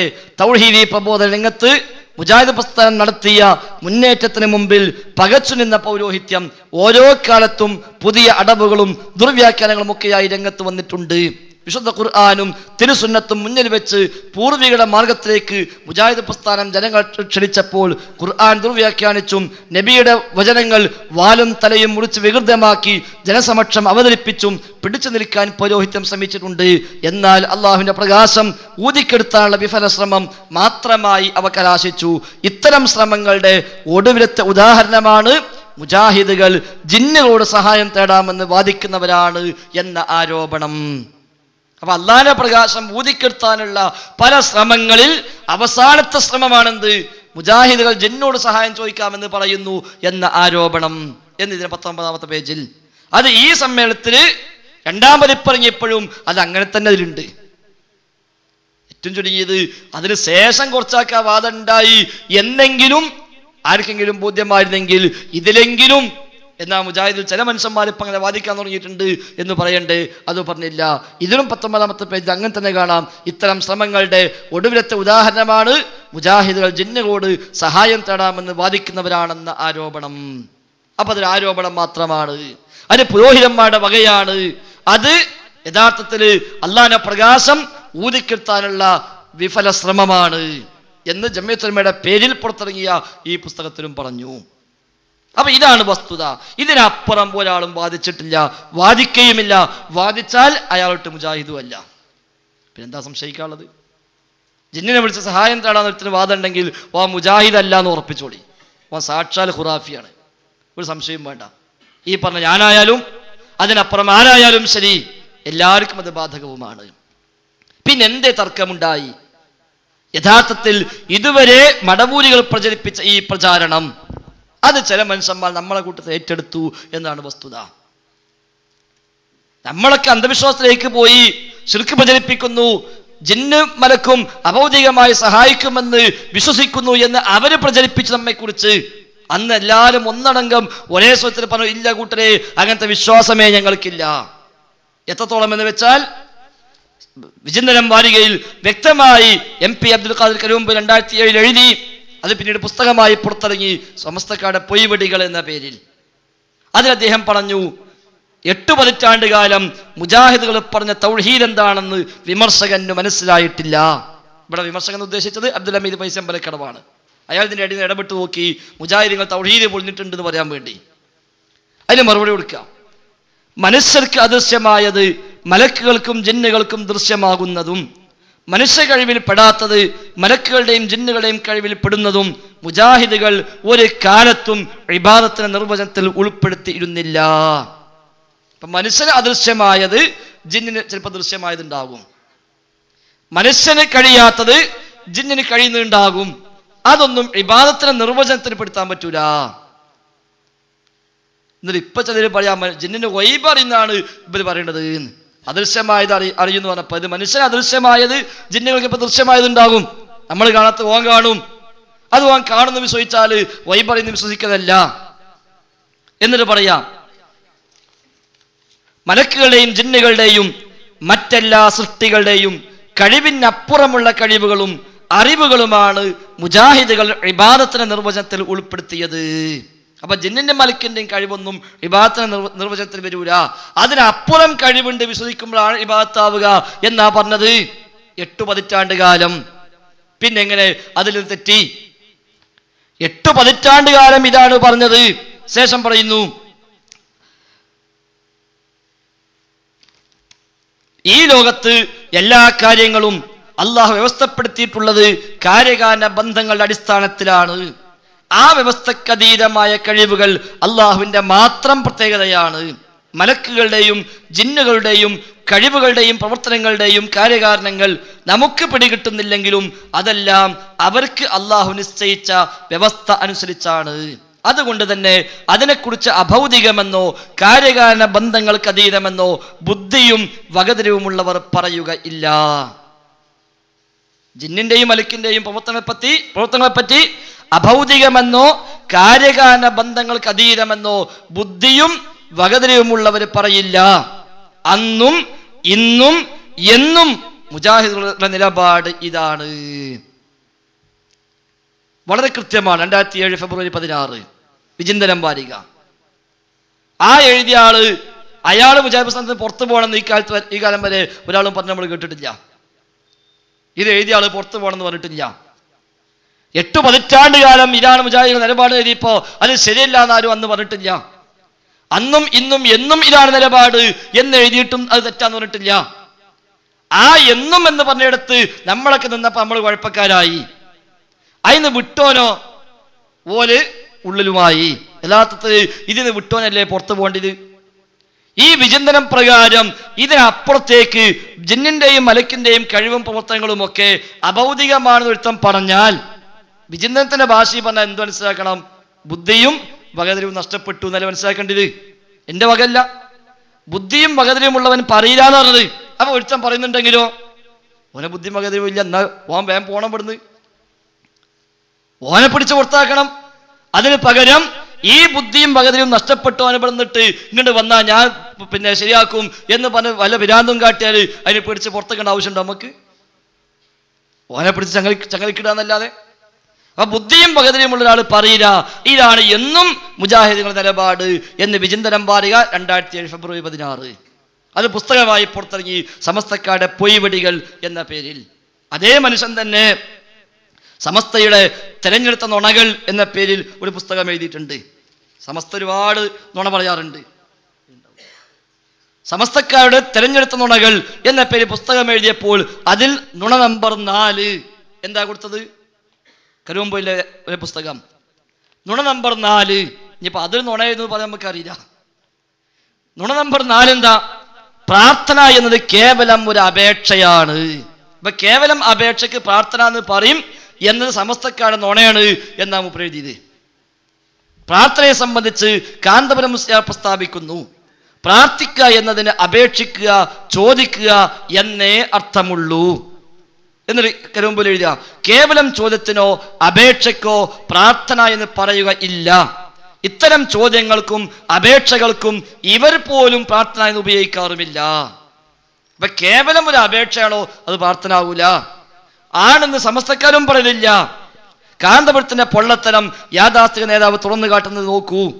മൂസാ നബിയുടെ അപേക്ഷ ഖിദർ ദൈവമാണെന്ന വിശ്വാസത്തോടെ അല്ല, തദ്വാര അത് പ്രാർത്ഥനയാവില്ല. സത്യവിശ്വാസികളുടെ അപേക്ഷയാവട്ടെ ദൈവമാണെന്ന വിശ്വാസത്തോടെ ആയതുകൊണ്ട് പ്രാർത്ഥനയായി. സുന്നി വോയിസ് വരിക. ദൈവമാണെന്ന വിശ്വാസത്തോടെ ഉള്ള അപേക്ഷയാണ് പ്രാർത്ഥന എന്നാണല്ലോ ഈ മുസ്ലിയാര് പോലും ഇവിടെ സമർത്ഥിച്ചത്. കാന്തപുരത്തിൻ്റെത് തനി പൊള്ളയെന്ന് ഇതിൽ നിന്ന് തന്നെ വ്യക്തം. അള്ളാഹുവിന്റെ ദാത്തിലോ അഫ്ആലിലോ സിഫാത്തിലോ പങ്കു ചേർക്കുന്ന വിധത്തിലുള്ള ഏത് അപേക്ഷയും പ്രാർത്ഥന തന്നെയാണ്. അപ്പൊ ദാത്തിലോ സിഫാത്തിലോ അഫ്ആലിലോ പങ്കു ചേർക്കലാണ് പ്രാർത്ഥന. അല്ലാത്തിനും പ്രാർത്ഥന എന്ന് പറയുന്നുള്ളത് നുണയാണ് എന്ന് എഴുതുകയും എന്നിട്ട് സമസ്തക്കാർ തെരഞ്ഞെടുത്ത 51 നുണകൾ എന്ന പേരിൽ പുസ്തകം എഴുതിയിട്ട് അതിലൂടെ നമ്മെ പഠിപ്പിക്കുകയും ചെയ്തു. ഇപ്പൊ പറയാം അത് ഒരു പണ്ട് നുണ എഴുതിയിരുന്നു. ഇപ്പൊ ഇസ്രായേൽ കത്തൊടുത്തു. ഇപ്പൊ വിചിന്തനത്തിൽ ഞാൻ എഴുതുന്നതിനെതിരായിട്ട് മുമ്പ് ഞാൻ വല്ലതും എഴുതിയിട്ടുണ്ടെങ്കിൽ അത് ഞാൻ ഒഴിവായിട്ടുണ്ട്. അപ്പൊ ഇത് സമസ്തക്കാർ നുണ അല്ലെന്ന അർത്ഥം. അതിന് മുമ്പ് ഒഴിവായി എന്ന അർത്ഥം എന്താണ്? ഇത് സമസ്തക്കാർ നുണ അല്ല, കാന്തപുരം പറഞ്ഞാണ് ശരി എന്നല്ലേ അർത്ഥം. കാന്തപുരം പറഞ്ഞാണ് ശരി, അന്ന് ഞാൻ മൂപ്പരെ പറ്റി നുണാന്ന് എഴുതിയത് അത് നുണയായിരുന്നു എന്നല്ല അതിനർത്ഥം. എന്നിട്ട് ഇതിന് വിട്ടുപോയ മനുഷ്യന്മാര് ഓരോ സംഘടനയുടെ ആൾക്കാരും ഇത് തന്നെ ഇനിയും പറയണം എന്ന് പറഞ്ഞ ഒരു സംഘടനക്ക് പുറത്ത് പോകേണ്ടവരും അങ്ങനെ പോകാൻ പറ്റൂല. ഇതിന് വിടാൻ ആർക്ക് കമ്പുണ്ടോ ഓർക്കൊക്കെ പോകാം. ഞങ്ങളിപ്പോഴും ഈ ബുക്കിലാണ്, നമ്മളിപ്പോഴും ഈ പുസ്തകത്തിന്റെ ആദർശത്തിലാണ്, നാം ഇപ്പോഴും ഈ വിചിന്തനത്തിന്റെ ആദർശത്തിലാണ്. ഇത് പോയിട്ടില്ല. ഇത് ശരിയല്ലാതെ എടുത്ത് തോന്നുന്നുണ്ടെങ്കിൽ തൽക്കാലം നീ വിട്ടോ എന്ന് ഓനോട് പറയാന്നല്ലാതെ. അപ്പൊ യഥാർത്ഥത്തിൽ ഇവിടെ അപകടം സംഭവിച്ചത് ജിന്നും മലക്കും അഭൗതികമാണ് എന്ന് പറയുന്നവർക്കാണ്. ആ വിശ്വാസം തന്നെ ശിർക്കാണ്. ജിന്നും മലക്കും അഭൗതികമാണെന്ന് വിശ്വസിച്ചാൽ തന്നെ ശിർക്കായി. പിന്നെ ചോദിക്കണമെന്നില്ല. അമാനി പരിഭാഷ എഴുതാൻ അമാനി മൗലവിയുടെ കൂടെ സഹായിയായിട്ടുണ്ടായിരുന്ന PK മൂസ മൗലവി അദ്ദേഹം എഴുതി, അപ്പോൾ അഭൗതികമായ മാർഗങ്ങളിലൂടെ സൃഷ്ടികൾക്ക് ഗുണമോ ദോഷമോ വരുത്തിത്തീർക്കുവാൻ ആരെങ്കിലും ഏതെങ്കിലും വിധേന സാധിക്കുമെന്ന് വിചാരിച്ചു കഴിഞ്ഞാൽ ആ വിചാരവും ആ വിശ്വാസവും പ്രവൃത്തികളും തൗഹീദിനെതിരായി ഭവിക്കുന്നു, അല്ലെങ്കിൽ ഷിർക്കായിത്തീരുന്നു. ഷിർക്കാണെങ്കിൽ മഹാപാപവും. അഭൗതികമായി ആർക്കെങ്കിലും സഹായിക്കാൻ കഴിയും എന്ന് വിശ്വസിച്ചാൽ തന്നെ ഷിർക്കായിന ചോദിക്കേണ്ട ആവശ്യമില്ല. എന്നാൽ മൂവാറ്റുപുഴ സംവാദത്തിന് യാ ഇബാദ വിഷയം ചർച്ചയ്ക്ക് വന്നു. യഥാർത്ഥത്തിൽ എങ്ങനെയാണ് ഹദീസ് ചർച്ചയ്ക്ക് വന്നത് അതും നമ്മൾ മനസ്സിലാക്കുക. അതും കൂടി പറഞ്ഞ് ഞാൻ അവസാനിപ്പിക്കാം. എങ്ങനെ ഇത് ചർച്ചയ്ക്ക് വന്നു? നമ്മൾ നേരത്തെ പറഞ്ഞു, സമസ്തക്കാരന്റെ വാദപ്രകാരം അഭൗതികമായതും ചോദിക്കുക, ഭൗതികമായതും ചോദിക്കുക, കാര്യകാരണത്തിന് അപ്പുറം ചോദിക്കുക, ഇപ്പുറം ചോദിക്കുക. അതൊന്നും ശിർക്കല്ല. ശിർക്കാകണമെങ്കിൽ ഇലാഹാന്ന് വിശ്വസിക്കണം, സ്വയം കഴിവുണ്ട് വിശ്വസിക്കണം, സ്വമതയത്ത് കൽപ്പിക്കണം, എങ്കിലേ ശിർക്കാകൂ എന്ന് സമസ്തക്കാർ പറയുന്നു. അപ്പൊ നമ്മൾ പറഞ്ഞു, അല്ല, അഭൗതികമായത് ചോദിച്ചാൽ പ്രാർത്ഥനയായി, ശിർക്കായി. കാര്യകാരണബന്ധത്തിന് ഉള്ളിലാണോ അത് പ്രാർത്ഥന അല്ല, അതിന് പുറത്താണോ പ്രാർത്ഥനയാണ്. അവര് പറഞ്ഞു അത് നിങ്ങൾ കൊണ്ടുവന്ന പുത്തൻവാദമാണ്. അത് ഇബ്നു തൈമിയ്യാണ് ഇറക്കുമതി ചെയ്തത്. ആ ഇബ്നു തൈമിയ്യയുടെ ഒരു വാദം നിങ്ങൾ കൊണ്ടടക്കുന്നു എന്നേയുള്ളൂ. അതുകൊണ്ട് ഞങ്ങൾക്കത് സ്വീകാര്യമല്ല, അത് ഖുർആനും ഹദീസും അംഗീകരിച്ചതുമല്ല എന്നവര് പറഞ്ഞു. എന്നിട്ട് അവർ ചോദിക്കുമായിരുന്നു, ഇബ്നു തൈമിയ്യക്ക് മുമ്പ് ലോകത്ത് ആരാണ് ഈ ഇസ്തിഗാസ ശിർക്കാണ് എന്ന് രേഖപ്പെടുത്തിയത്? ഇബ്നു തൈമിയ്യക്ക് മുമ്പ് ലോകത്താരും പറഞ്ഞിട്ടില്ല എന്ന അർത്ഥത്തിൽ അവര് പ്രചരിപ്പിച്ചു. അപ്പോൾ നാം പറഞ്ഞു, ഇബ്നു തൈമിയ്യയുടെ കിതാബിൽ ഇത്ര ശക്തമായ ഭാഷയിൽ ഇത് കാണുന്നു ശരിയാണ്. കാരണം ഇബ്നു തൈമിയ്യയുടെ കാലഘട്ടത്തിൽ ഇത് ജായിസാണ് എന്ന വാദമുണ്ടായി സുബ്കി എന്ന് പറയുന്ന പണ്ഡിതന്. ഹിജ്റ 750 വഫാത്തായ തഖിയുദ്ദീൻ സുബ്കി എന്ന പണ്ഡിതന് ഈ പുതിയ വാദവുമായി രംഗത്ത് വന്നു. ഇസ്തിഗാസ ജായിസാണ്, ദുആ എന്ന് പറയണ്ട, ഇസ്തിഗാസ എന്ന് പറഞ്ഞാൽ മതി എന്ന് പറഞ്ഞിട്ട് അതിനെതിരെ അതിശക്തമായ ഖണ്ഡനങ്ങൾ സലഫി പണ്ഡിതന്മാരെല്ലാവരും പറഞ്ഞു. അപ്പോൾ നാം ചോദിക്കുമായിരുന്നു, സുബ്കിക്ക് മുമ്പ് ലോകത്താരാണ് ഇസ്തിഗാസ പറ്റുമെന്ന് പറഞ്ഞത്? അതിന് ഉത്തരം കണ്ടെത്താൻ ശ്രമത്തിലാണ് എന്നും സമസ്തക്കാർ. അങ്ങനെയാണ് അലവി സഖാഫിക്ക് പുസ്തകം തന്നെ എഴുതി, തവസ്സുൽ ഇസ്തിഗാസ ചരിത്രത്തോട് നേർക്കുനേർ എന്ന പേര് പുസ്തകം എഴുതി.